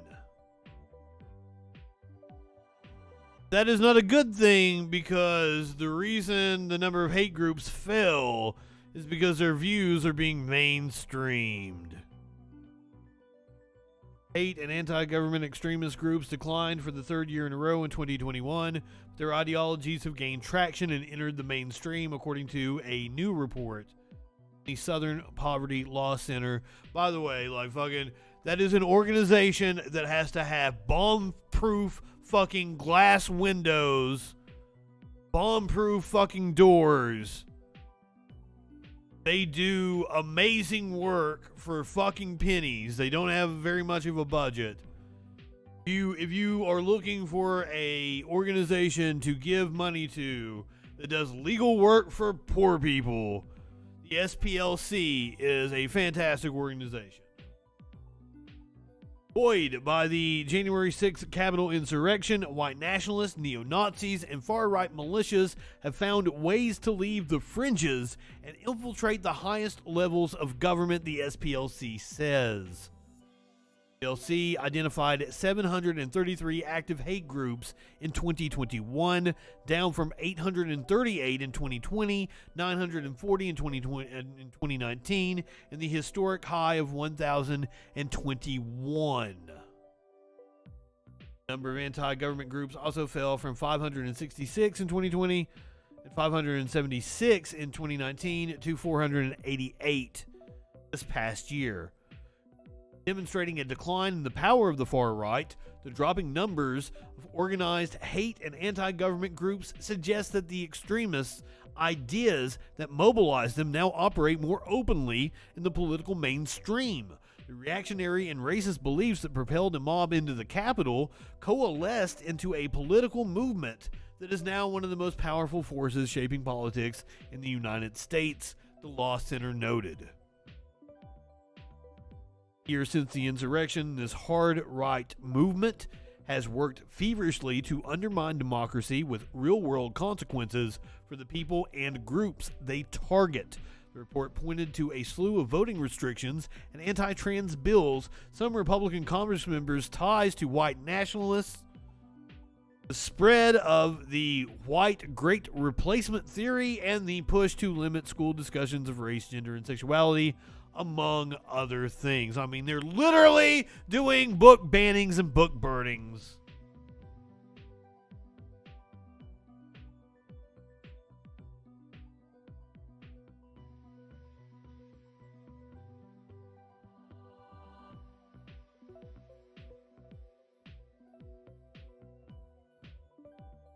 I wish it had been a good story about the declining rates of hate groups, but apparently it's not. Well, one, we're busting them up.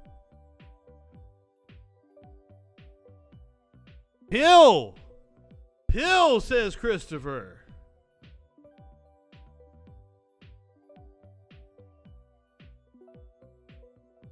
I ain't high enough for this shit.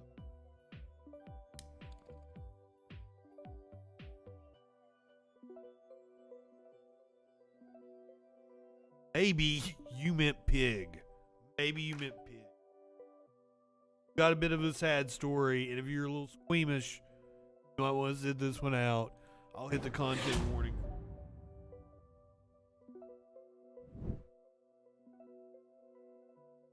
Man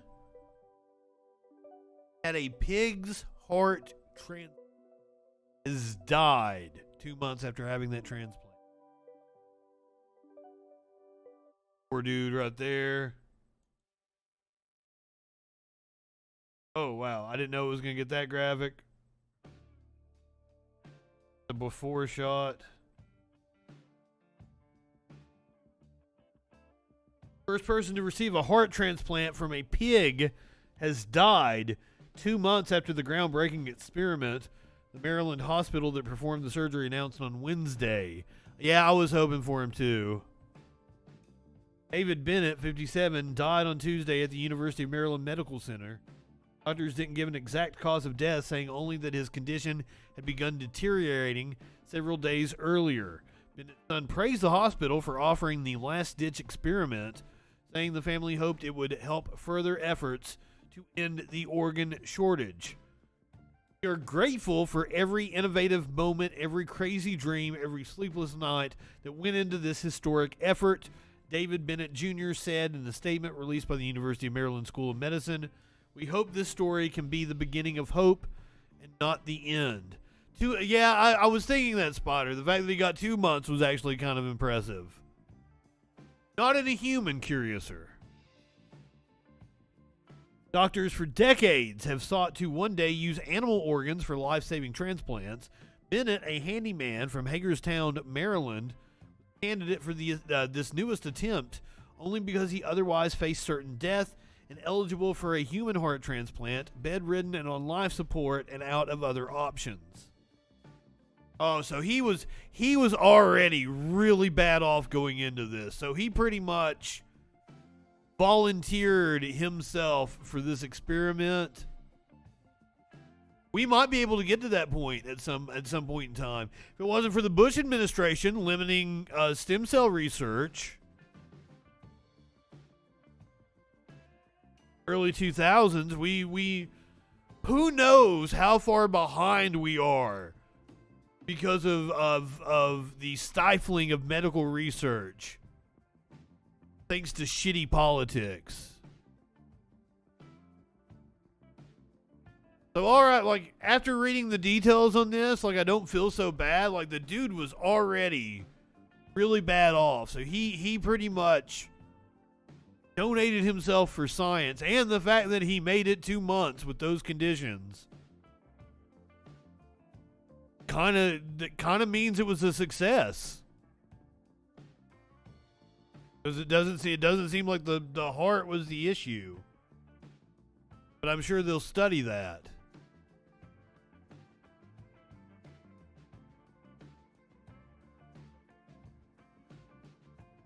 Yeah, that's what they've done, pig valves and shit before.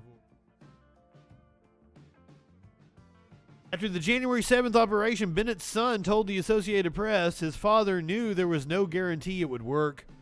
Prior attempts at such transplants or xenotransplantation have failed largely because patients' bodies rapidly reject the animal organ.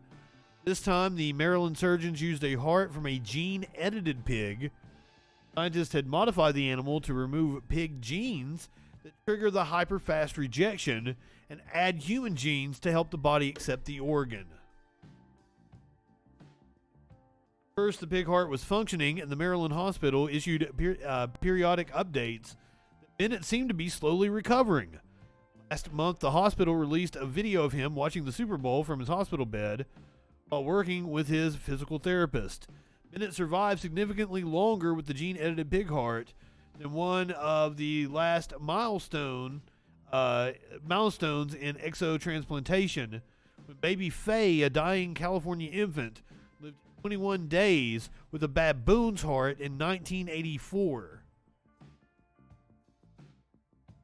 Pig genes, only the genes is A pig wearing jeans. Would he wear them on the front, or would he wear them on, like, would he wear them on all four? There would be jeans on all four legs, or would they only be on the back side? How would he wear? How would the pig wear the jeans? Apple bottom jeans and the hooves with the furs.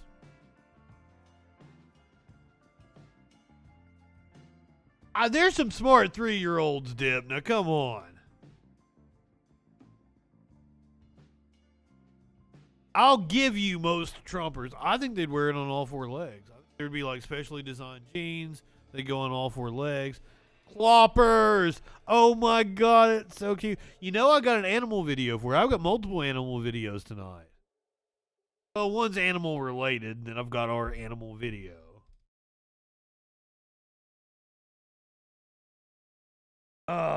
So fucking. This story is more uplifting than I thought it was gonna be. So, hey, cool on this dude for going through with this experiment. Got to live a little bit longer than he may or would have.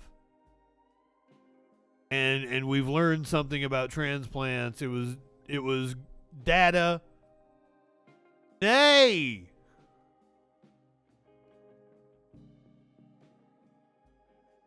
There was more data for researchers, so good on them. But speaking of pigs, I'm gonna hit the content warning again.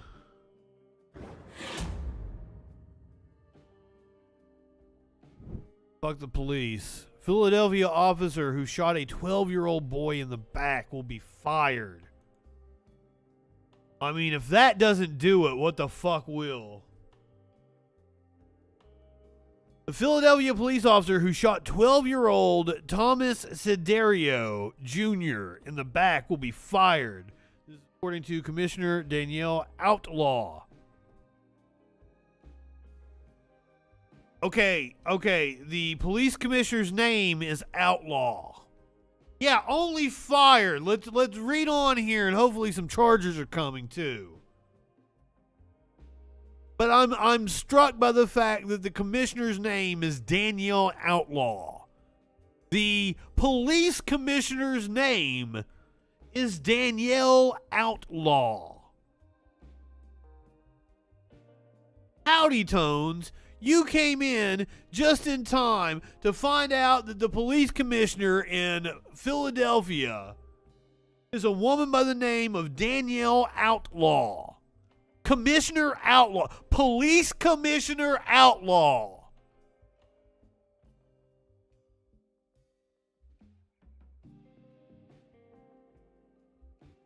Like, was Commissioner Crime Spree taken? What? This is a serious story. I need to straighten my ass up. I need to act right. I'm with Curiouser by a squad.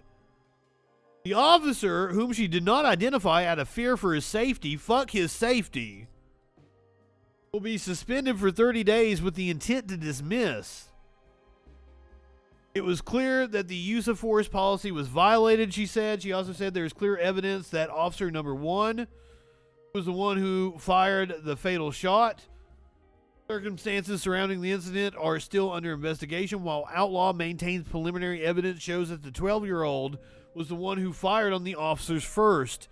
The family lawyer called this egregious speculation and slammed the commissioner for saying so without providing proof.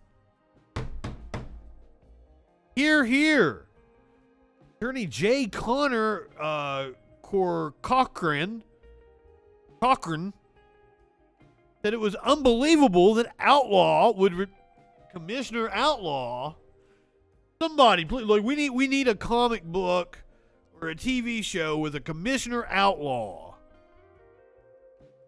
Unbelievable that Outlaw would refuse to provide factual evidence to the press about the details of the shooting that she has in her current possession, and then speculate egregiously as to whether or not my client had a gun in his hands, let alone fired one. It's also unclear if Siderio was holding the gun when he was shot, if indeed he had it in the first place, or if he had tossed it aside while fleeing, per the Inquirer. Police Department policy states officers cannot use deadly force if a suspect resists arrest or attempts to escape. They also cannot shoot at a fleeing suspect who presents no immediate threat or of death or serious bodily injury. Outlaw has not specified where exactly the gun was found. The mother of the surviving 17-year-old, meanwhile, who has not been charged and also contests the police version of events, claiming the officers did not activate their lights or identify themselves. Oh, so there was a 17-year-old involved in this shit, too. They shot the 12-year-old. He's saying the police aren't telling the truth, which is no surprise to me.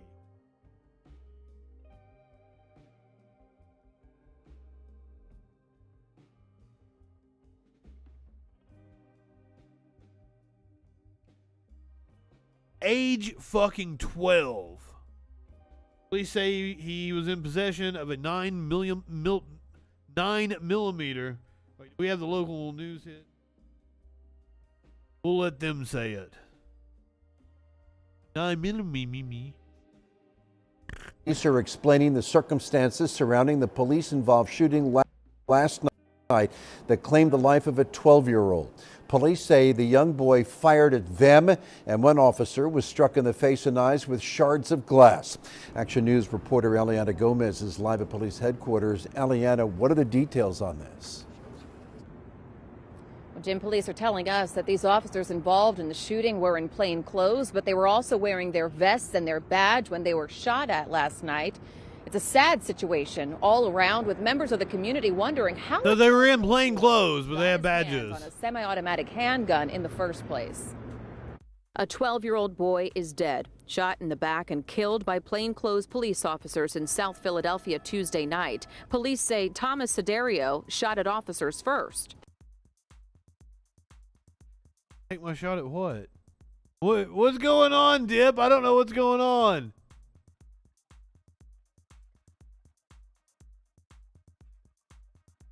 Whose? Oh, did you make... Oh, shit.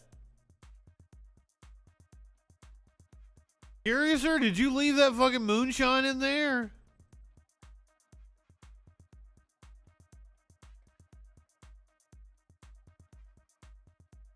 No, Dip redeemed the shot.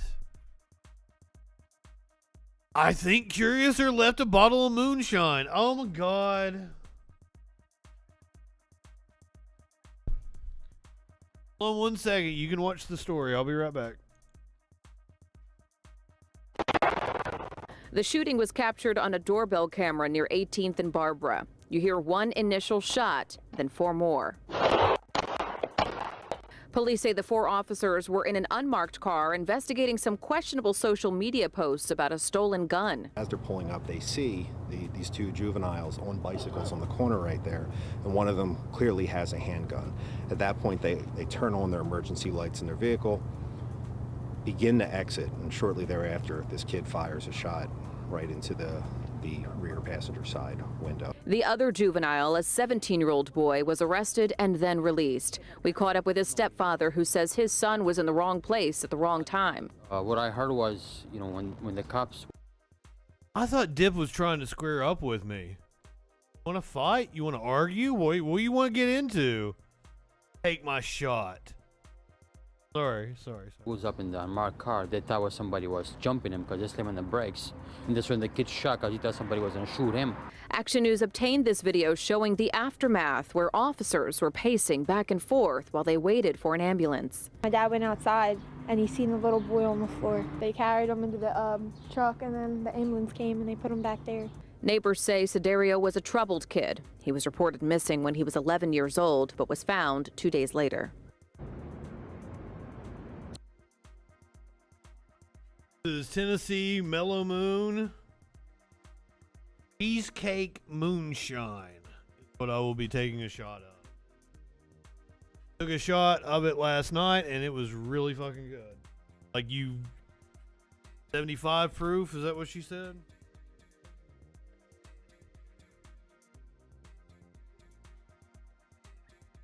$70 proof.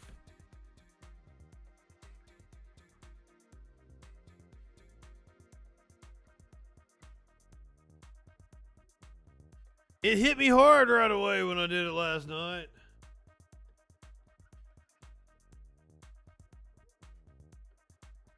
Here's my shot of moonshine.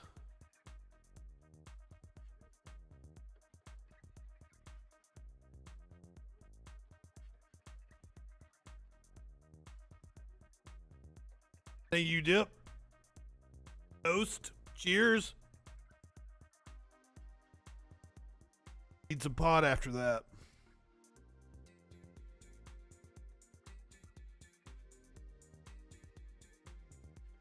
Red Bull is nasty. I don't like fucking Red Bull. I don't like any of those energy drinks. They all taste nasty.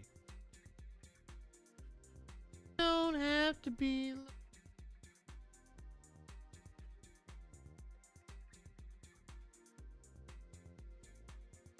Oh, I've gotten some real moonshine, but like they legalized its sale now, and there's a stripped down version.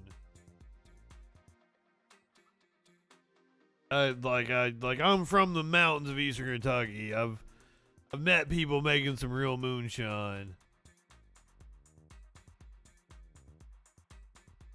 I was refereeing a wrestling show. This would have been 2003 probably. Maybe 2002. It was a long fucking time ago. And Ricky Morton was in the match. And we were backstage at this show. Ricky Morton of the Rock and Roll Express. I was on shows with Ricky a lot. My friends, for those of you who don't know, my two best friends when I was in high school, they trained to be professional wrestlers. They went on to work the local circuits for several years. My still best friend still occasionally does it. It's been a while since he's done it the last. Still occasionally wrestles though. But because my two best friends were professional wrestlers, I got to be a referee and then later on a manager, ring announcer, and I did because like once I got on the radio and shit, like let's have him do ring announcing and shit. Oh my God, Dip, why are you doing this to me? Why are you doing this to me?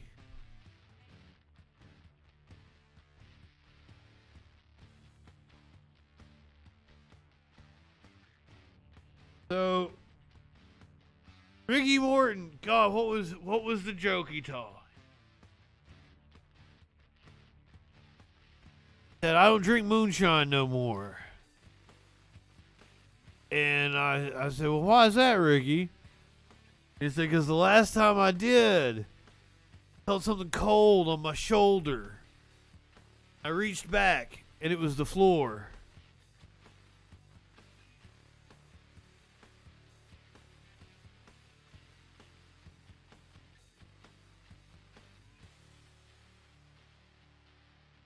Which alcohols? I don't have any other alcohols. I drink like everybody. Like one night, people went wild and got me like stupid fucking drunk on the Freak Show. I don't have any alcohols anymore.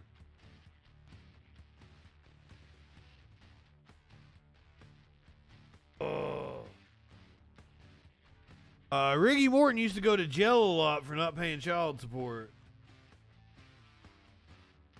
Kid's a wrestler now. He used to always have his kid on a leash in the backstage area at the shows. Damn it, Dip. You know I'm not a drinker, right? Like one shot's funny and everything. I ain't gonna be able to make it through this. Here is shot number 2.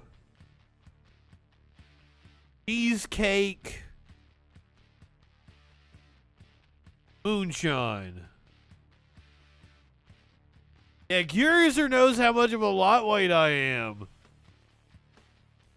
3 shots, I would be completely fucked up. I wouldn't be able to hit the toilet.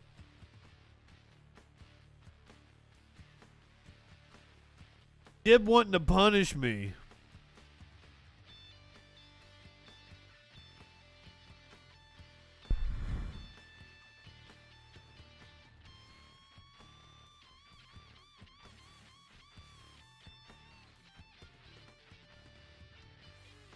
Also, I was hungry.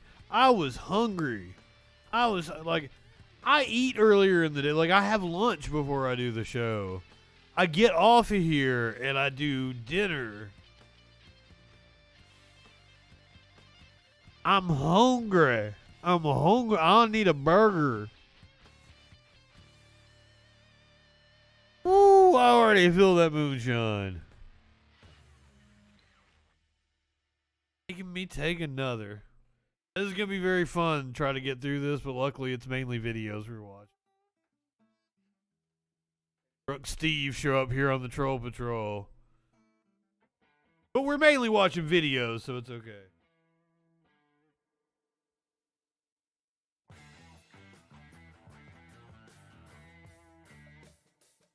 Don't do it no more. Don't do it no more. I need some pot. I need some pot. I gotta level myself out. You know, I'd love to do real honest to God absinthe.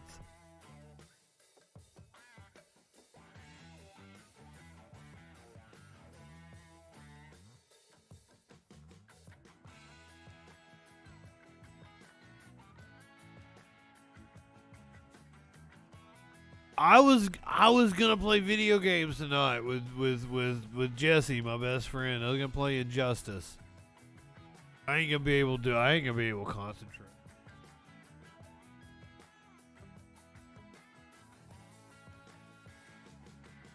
Bottoms up, bitches. Let me get my rips in. We're at the fun part of the show. Like, at least I'm not going back to talking about like a kid getting shot by the police. I mean, I am gonna get fucking. This is about the Breonna Taylor, but it's just like this block of stories is about the Daily Wire and their stupid bullshit. You guys hate the Daily Wire, don't you? Fuck the Daily Wire. Fuck the Daily Wire. Is Adam here? I haven't seen Adam in a while. But I'm not on at a convenient time for Adam. Like, Adam goes out of his way to hop in here when I'm on.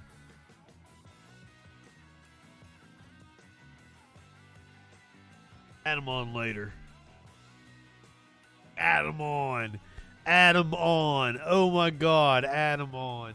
Adam on was like the name of a show I did when I was in college. But never. I need to put it up on Patreon. That's going to be a Patreon exclusive, motherfuckers. You're going to get to see Adam on. I'm going to see if I can pull one up here. Hold on. Yeah.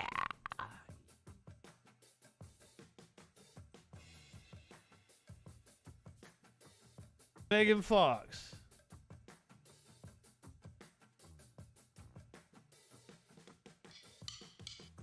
Basically what it was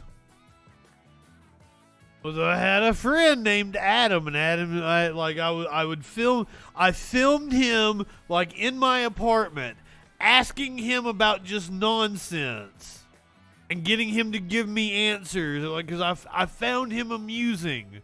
So, and then I cut it up and made like a show out of it. And he never wanted me, like, he's like, I don't want you to put those up. I don't think they look good on me.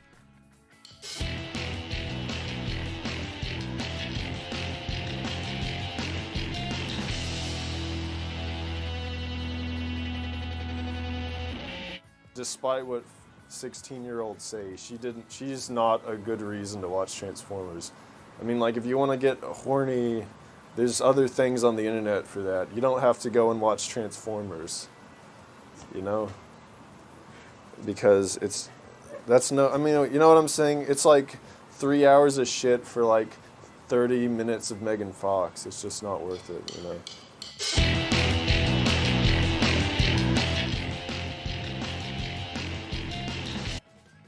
I like putting Justin Mullins on everything.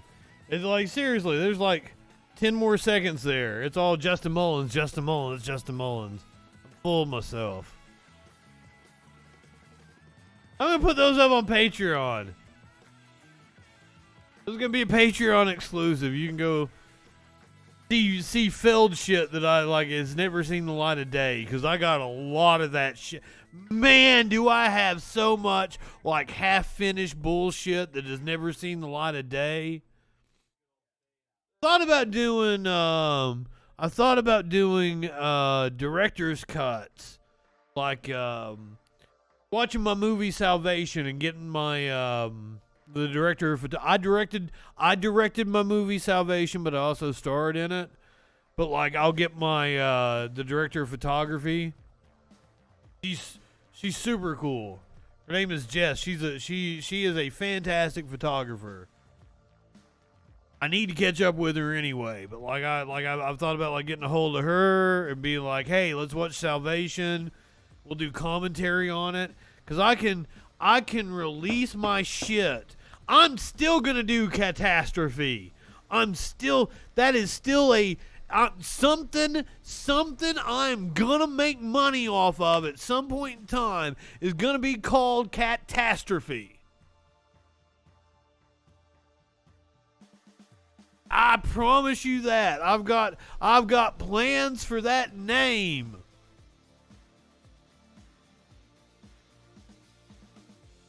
I was gonna do a cartoon about cats. I couldn't decide if I wanted it to be an adult cartoon, if I wanted it to be kid friendly. It was a whole big thing. I wrote a movie. I fucking wrote a movie, or a treatment for a movie. I didn't write a whole movie yet, but I wrote a treatment for a movie in 2014, 2013. About a soldier that comes back from serving in Afghanistan. And like everybody compared it to American History X. And yeah, that's kind of like the mood I was going for and everything on it. But he comes back from Afghanistan and gets recruited into like this neo-Nazi organization. And he ends up becoming like a sheriff's deputy in the Southern Police Department, and he's part of this neo-Nazi group. But like, the reason I came up with that was because I watched a Vice like news report on fucking how extremist groups were recruiting former veterans when they come back from serving overseas. I think I'm doing pretty good for being 2 shots in. I'm not a drinker. I think I'm still enunciating correctly. I think I'm still a big boy broadcaster right now.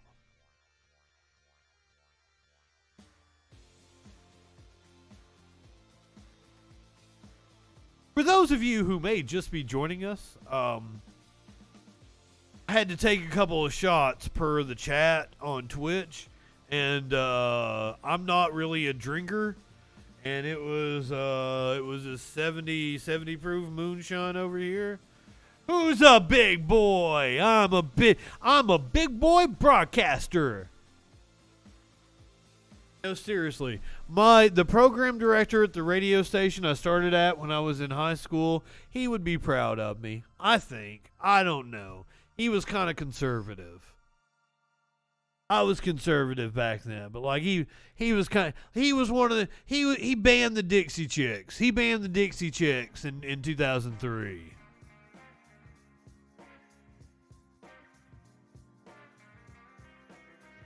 On Saturday, what am I doing on Saturday? Those Saturday streams are a once in a blue moon kind of thing. Maybe on Friday, I don't know. Sparkle's gonna be somewhere else. We ain't gonna be getting food drunk and shit.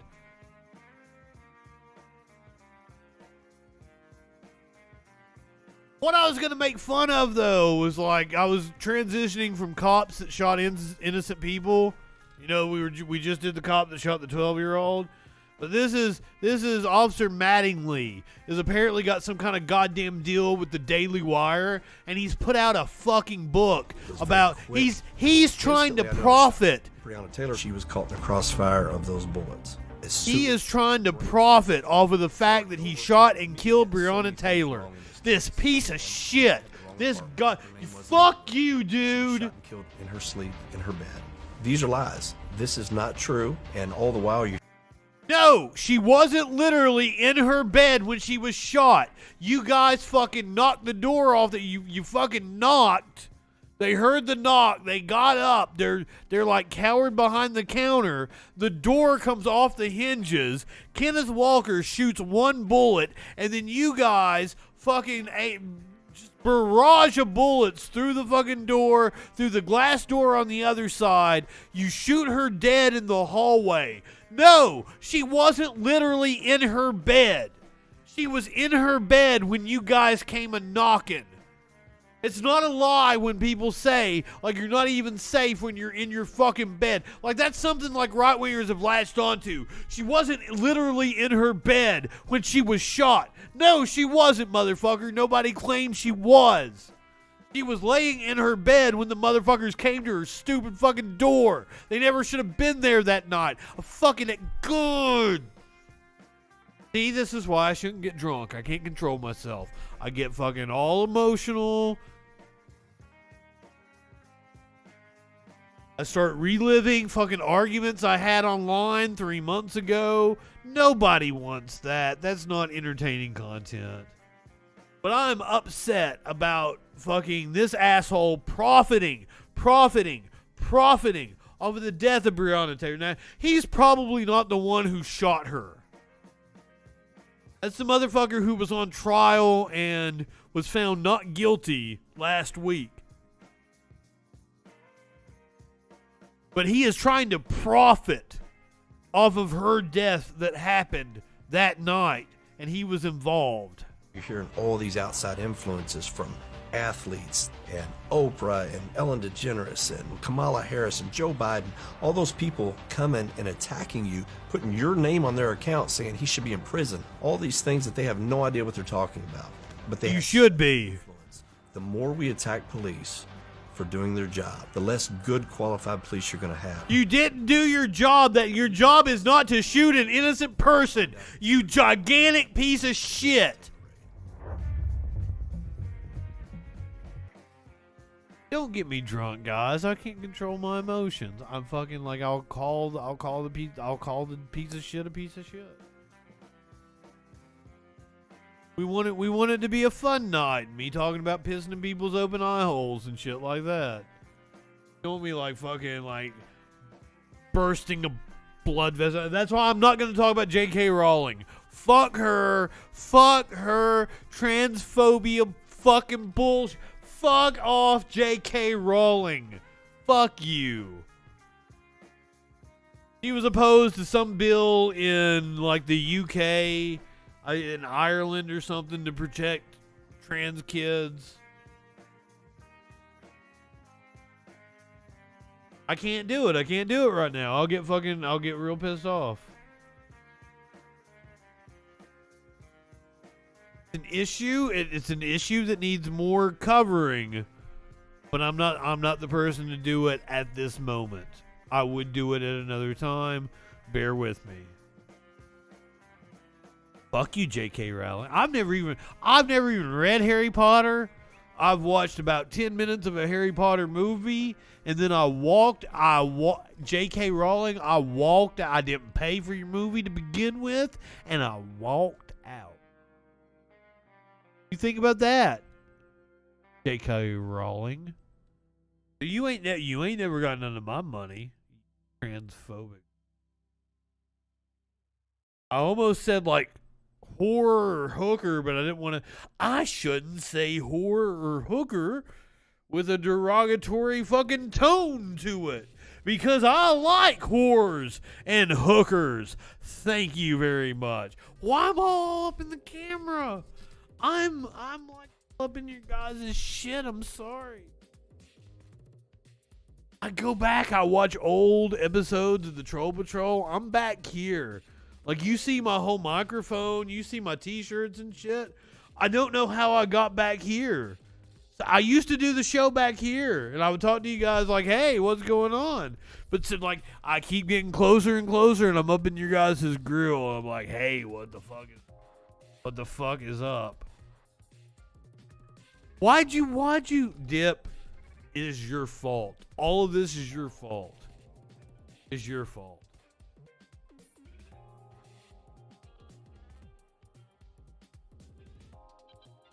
The Daily Wire. My friends over at the Daily Wire. I've got to once again bring up the Daily Wire. I gotta give a shout out to Matt Walsh. You have helped my career probably more than anybody, to be honest with you. Thank you, Matt Walsh.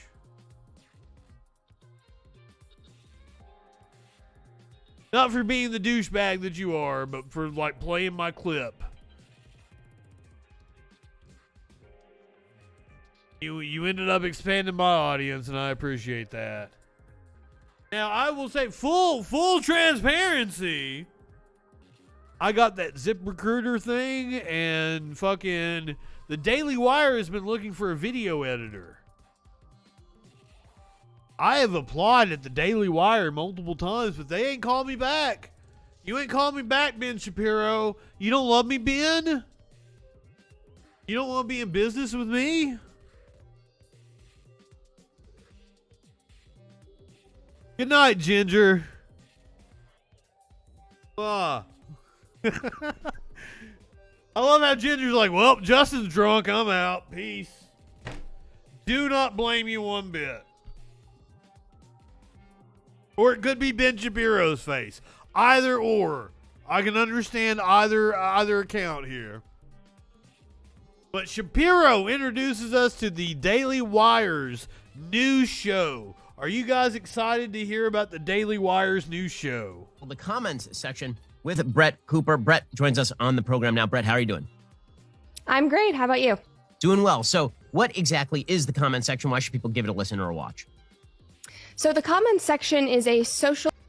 Did I need a content warning? Was I supposed to give a content warning before I show Ben Shapiro?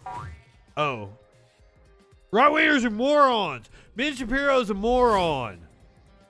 I hit the wrong thing. Content warning. You're getting ready to see Ben Shapiro's stupid ass face. Social media content review show. You know how you respond to woke TikToks for your YouTube channel? So we are basically doing that, but not just responding to TikToks. We are responding to whatever is going viral on social media, whether that be political news, celebrity news, a ridiculous tweet by a politician.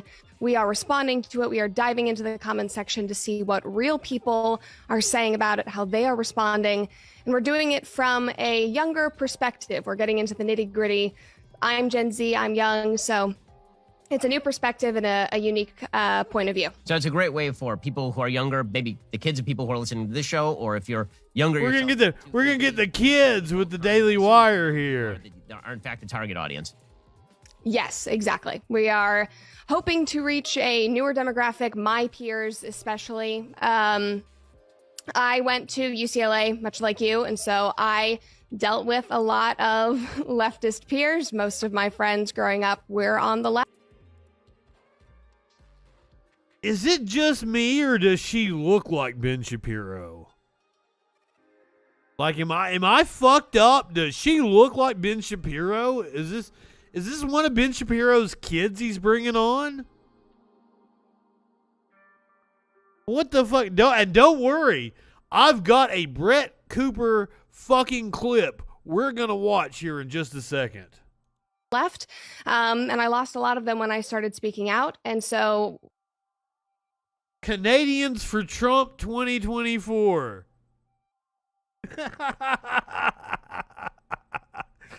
I love you, man. I love you, Canadians for Trump 2024.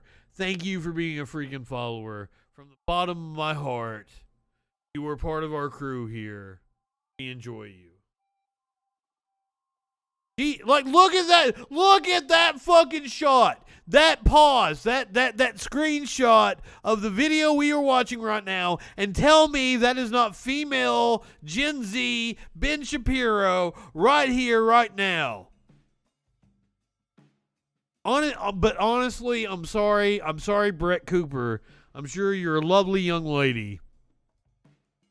I don't think Ben Shapiro would wear a green turtleneck with checked jacket, checked black and white jacket. Does that pattern have a name or some shit? But she's got the Ben Shapiro smug look down. in that world, I realized that there was not a lot of entertainment. There was not a lot of social media and internet content that was for more conservative-minded young people. And so I'm excited to be diving in and creating something for them. So, Brett, let's talk a little bit about your background. So for folks who have never seen your stuff before, how did you get into politics? Because that's not how you started. No, not at all. I was a professional actor for over a decade. I started in theater, worked in Atlanta and New York, then ended up in Los Angeles doing TV and film. And then I graduated from high school when I was 16 and went to UCLA. And it was during that time that I stepped away from Hollywood just because of politics. I did not feel like I had a place there, and I was constantly having to... 10 years. She, at the age of 6, she was a child actor. 10 years she spent in Hollywood, graduated at the age of 16. And that's when she decided to step away from Hollywood. You guys pick up on that? Compromise my values for my work, which was not something that I was comfortable with. And during the BLM riots and during COVID, I started speaking out and also lost my footing a bit in the industry there because of that. And as a result, I started working with PragerU, who is in Los Angeles. And from there, the rest is history. I started writing for the Foundation for Economic Education. I worked for Young Americans for Liberty. And now I'm with Daily Wire. Well, go check out the comments section today. That is available over at YouTube. You can go subscribe over there. Brett, congratulations on the show. And I'm sure we all look forward to watching it. Thank you so much. You guys look forward to watching it? I hope you do, because I'm going to give you a taste of it right now. This is a segment from the comment section with Brett Cooper. Female body hair is not empowering. Please stop. She's even wearing the same jacket, turtleneck combo that she had in her little interview with Ben Shapiro. So this was the same day. This is her debut episode. The Daily Wire. This happened Monday, I think. So this is a very representative piece of work of what you can expect from Brett Cooper. Her first day on the Daily Wire. Female body hair is ooh, or So something I was having like a great, that. peaceful morning. I was sipping my coffee. I came in early, was getting my hair and makeup done, and I was scrolling on Twitter, as I do. And I was accosted with this New York Post. Okay, first of all, let's go back to the fact that, like,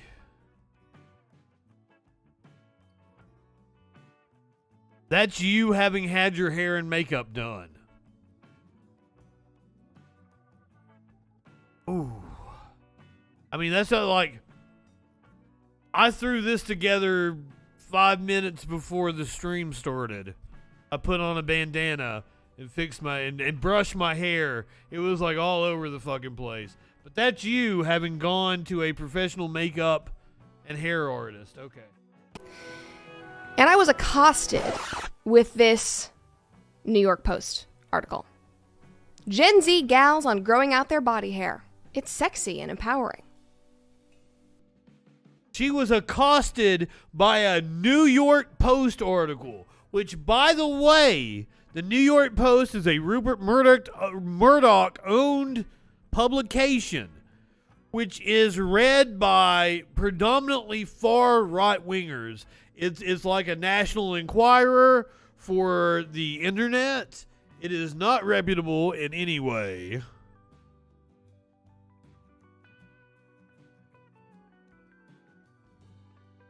So it is meant to stir up the emotions of far-right idiots.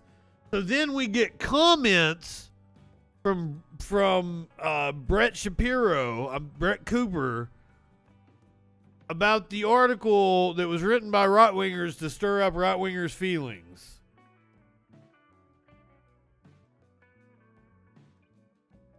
Second of all, like, grow your hair out, ladies. I'm into it. I don't mind your hair. If it's less work for you, if it's empowering to you to have hair, fucking do it. Also, pussies look better with hair.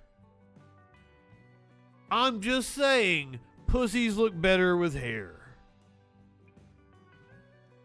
I feel like she's judging me. I don't like you judging me, ma'am. I am not high enough for this shit. Like, these pictures are just horrifying. Anyway, there's an entire New York Post article about why my female peers are choosing to be hairy. This model admits that she's lost out of a number of fashion gigs by a hair. For her hair. I'm not willing to shave. This is part of my brand. The 25-year-old told the Post of her fuzzy armpits and legs. God, I can't believe I'm reading that. She lives in Ohio and she's been warned by her agent that body hair is not industry standard, but she does not care. Stunning and brave. Stunning and brave. I'm trying to normalize this. We don't need to normalize that. We really don't. Holy fuck, guys. She really is like distilled Ben Shapiro. Distilled Ben Shapiro. Lately, women have been raising hell by ditching their razors. Oh, God. They're flocking to TikTok to show off their all-natural approach to grooming, where the hashtag #BodyHairIsNatural has more than 91 million views. And the pro-body hair movement is gaining ground. There's a movement for everything these days. God. Anyway, the New York Post put this on Twitter. I got a little bit of hope when I was reading the responses. I found some kindred souls. One guy says, narrator, it was not sexy. Somebody else says, I read this with Morgan Freeman's voice. That's good. Anyone who finds this empowering... No, that wasn't. If you want serious attention, get really good at something. Really, really good. So good that people talk about you. That's empowerment. But yeah, it's more effort than not shaving. I feel like that person has definitely read some Jordan Peterson. Oh, God. All sorts of things have gone wrong. Oh, God. I'm doing the same with my nose They hair. read Jordan Peterson. Ugh.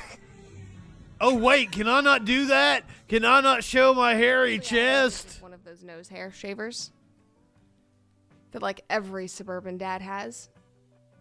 I mean, if she's out to impress Ben Shapiro, she is definitely doing just that. The only thing it empowers is singleness.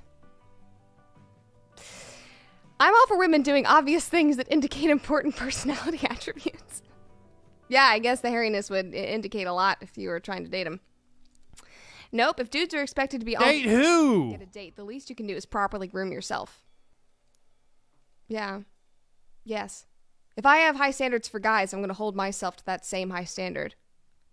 Mutual respect. Every generation does this thinking that it's something new. It's not. They aren't rebellious or empowered. Yeah, I feel like this is just a resurgence of the 70s. It was the 70s, right?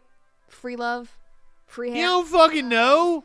You were born in like what, the 90s? The early 2000s? You don't know fucking shit, little girl. It's a article from the Associated Press talking about the dangers of TikTok, of what it can do to young people. This is what it does to young, sweet female Gen Zs. It turns them into a Wookiee. Okay, I'm back in the article now. One of these girls says, there's no shame in what we are and embracing what we are. I find having body hair to be a sign of confidence and adulthood. I mean, like, what's the problem with being feminine? Listen, if you want to grow out your body hair. What's the problem with having body hair? Why do you give a shit? But really? It's not empowering. Like, why is there a pro body hair movement? I mean, this is just... Because women have been forced to embrace a certain standard of beauty. And for some reason, men have this weird, like, fantasy about prepubescent girls and shaved pussies have been an in vogue thing among, you know, from the Playboy image and yada, yada, yada. So to not shave is to basically give a big fuck you to the system and say, I'm not conforming to your societal beauty standards. You can't, fuck that, I won't do what you tell me. Fuck that, I won't do what you tell me.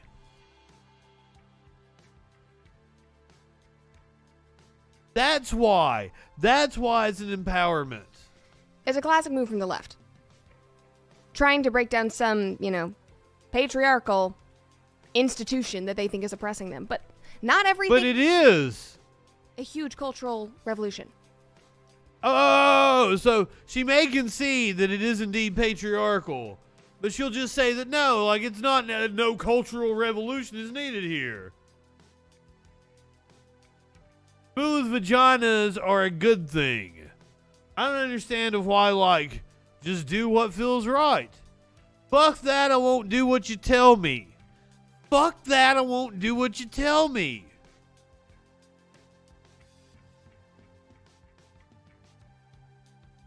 Tom Morello says white supremacists who liked rage weren't smart enough to know what the music was about.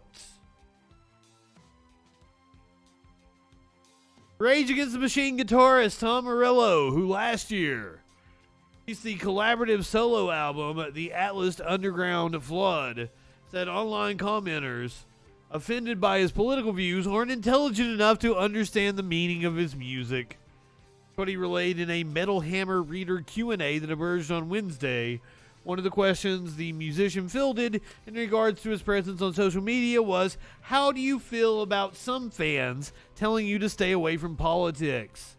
I have a number of thoughts, Morello responded. One is that you don't trigger a free speech exemption when you pick up a guitar. That right remains intact. Secondly, people who are offended by my politics on Twitter or Instagram, please know it's because you weren't intelligent enough to know what the music you were listening to all these years was about.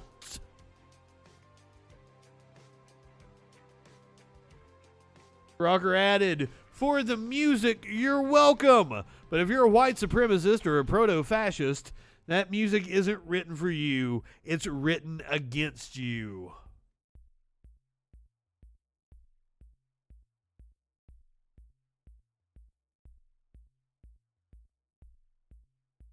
Fuck that, I won't do what you tell me.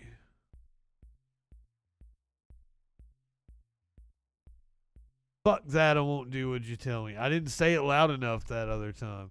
That's not usually a problem I have. I have a very aggressive gate on my microphone because not speaking loud enough into the microphone is not a problem I run into often. Except maybe when I've had a few shots of the moonshine.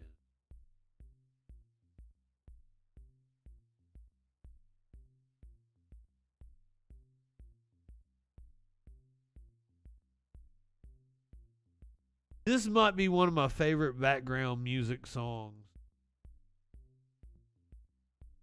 I think it's quirky.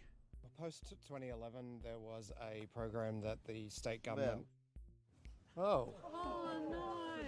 Oh, Mikey! Sorry. Take. Brett Cooper. Brett Cooper. Was that it? Was that Brett Cooper? Yes. Got my notes over. Brett Cooper. The newest hire at the Daily Wire. Newest hire at the Daily Wire.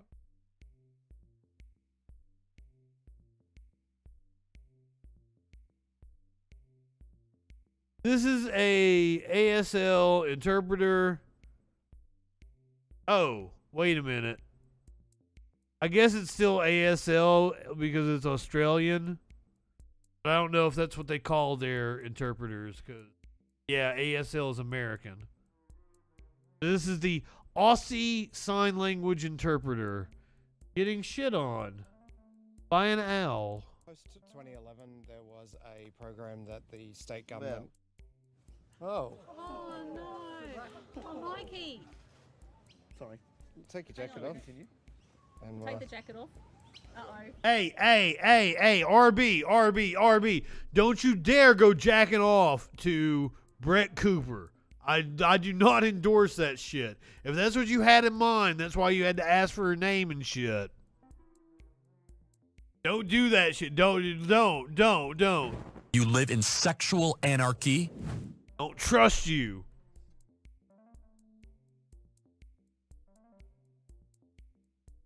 I don't know. Get one also if you want to. Who am I to judge? Oh no. Has anyone got some tissues? This is on you, Oh, he looks like a cool guy. He's got him a man bun going on. He's got a nice goatee. Oh, he don't want to get shit on by no owl. Like, I want to get out of here. That owl might have a vendetta. Post 2011, there was a Facebook wants me to jerk it to Caitlin Bennett. Oh. They keep showing her to me. Oh, Mikey. Sorry. Take your jacket off. And, Take the jacket off. Uh-oh. Everyone look above.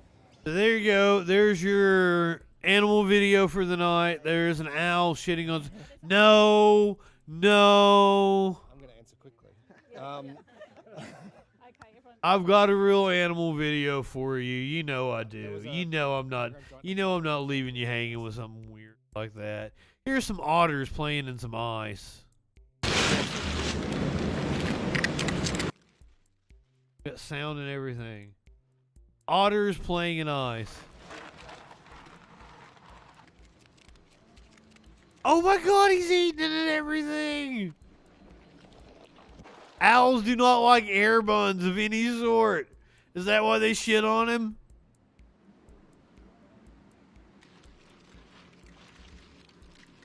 Wait, what? Dip brought the fun to a screeching halt over here.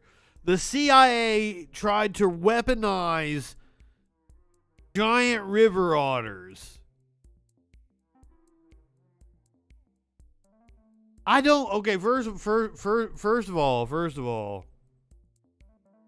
I believe it.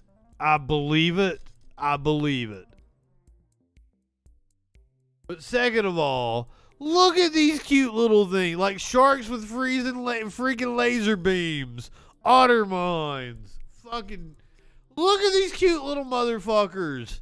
Don't you want to like grab his little? Oh my fucking god! I want to boop its snoot. I wanna fucking cuddle up with it. Look at this otter.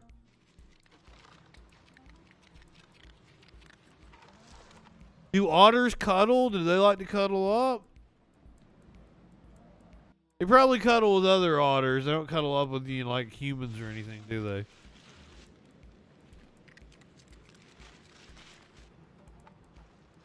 I mean, I might. You never know, Tones. That sexual harassment for me to say that.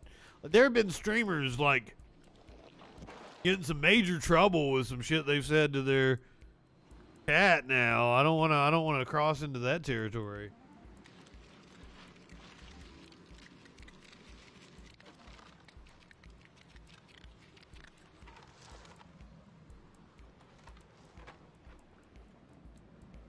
Are you saying Tones is Randy, or are you saying I'm Randy? I'm always Randy.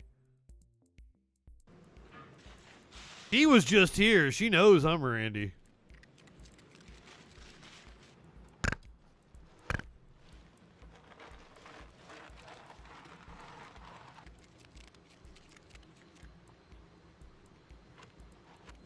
Look, he was laying on his back eating some ice like he's just the coolest motherfucker. He's trying to get all up in the camera. That one's giving some kisses. They're adorable. Fuck me. That's what I'm thinking. They cuddle with other otters. They don't cuddle up with humans. Like, I couldn't sleep with an otter in my bed. I would, though. Dude, you're so fucking cute. I'd sleep with you in my bed. You are Rusty. What's up, Rusty B?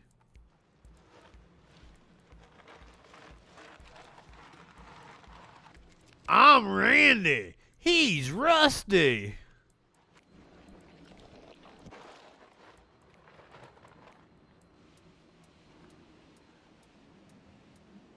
Wait, they're the apex predator? What? Apex predator of what? Look at those cute motherfuckers.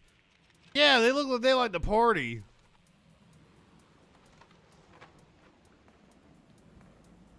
Got some party otters up in here. Oh, these are the ones the CIA tried to weaponize. That's some bullshit, because these otters, like, look at these otters. I'd invite these otters over for dinner. I'd trust them with the good silverware. Oh, these are the small variety. Look at, he looks like he's like a dog or a cat or something wanting to be petted. That's the same fucking look the cats make at me. What, we were importing them from Africa or some shit? What the fuck? Alright, if you're watching on Twitch, you're gonna head over to Echoplex Media. This is the Intellectual Dollar Tree. HK and producer Dave gonna treat you real nice. Go ahead, light one up, tip one back. It's alright to have a little fun before you hit the sack. I'm Justin FREAKIN. We'll see you tomorrow night on the Troll Patrol. Live.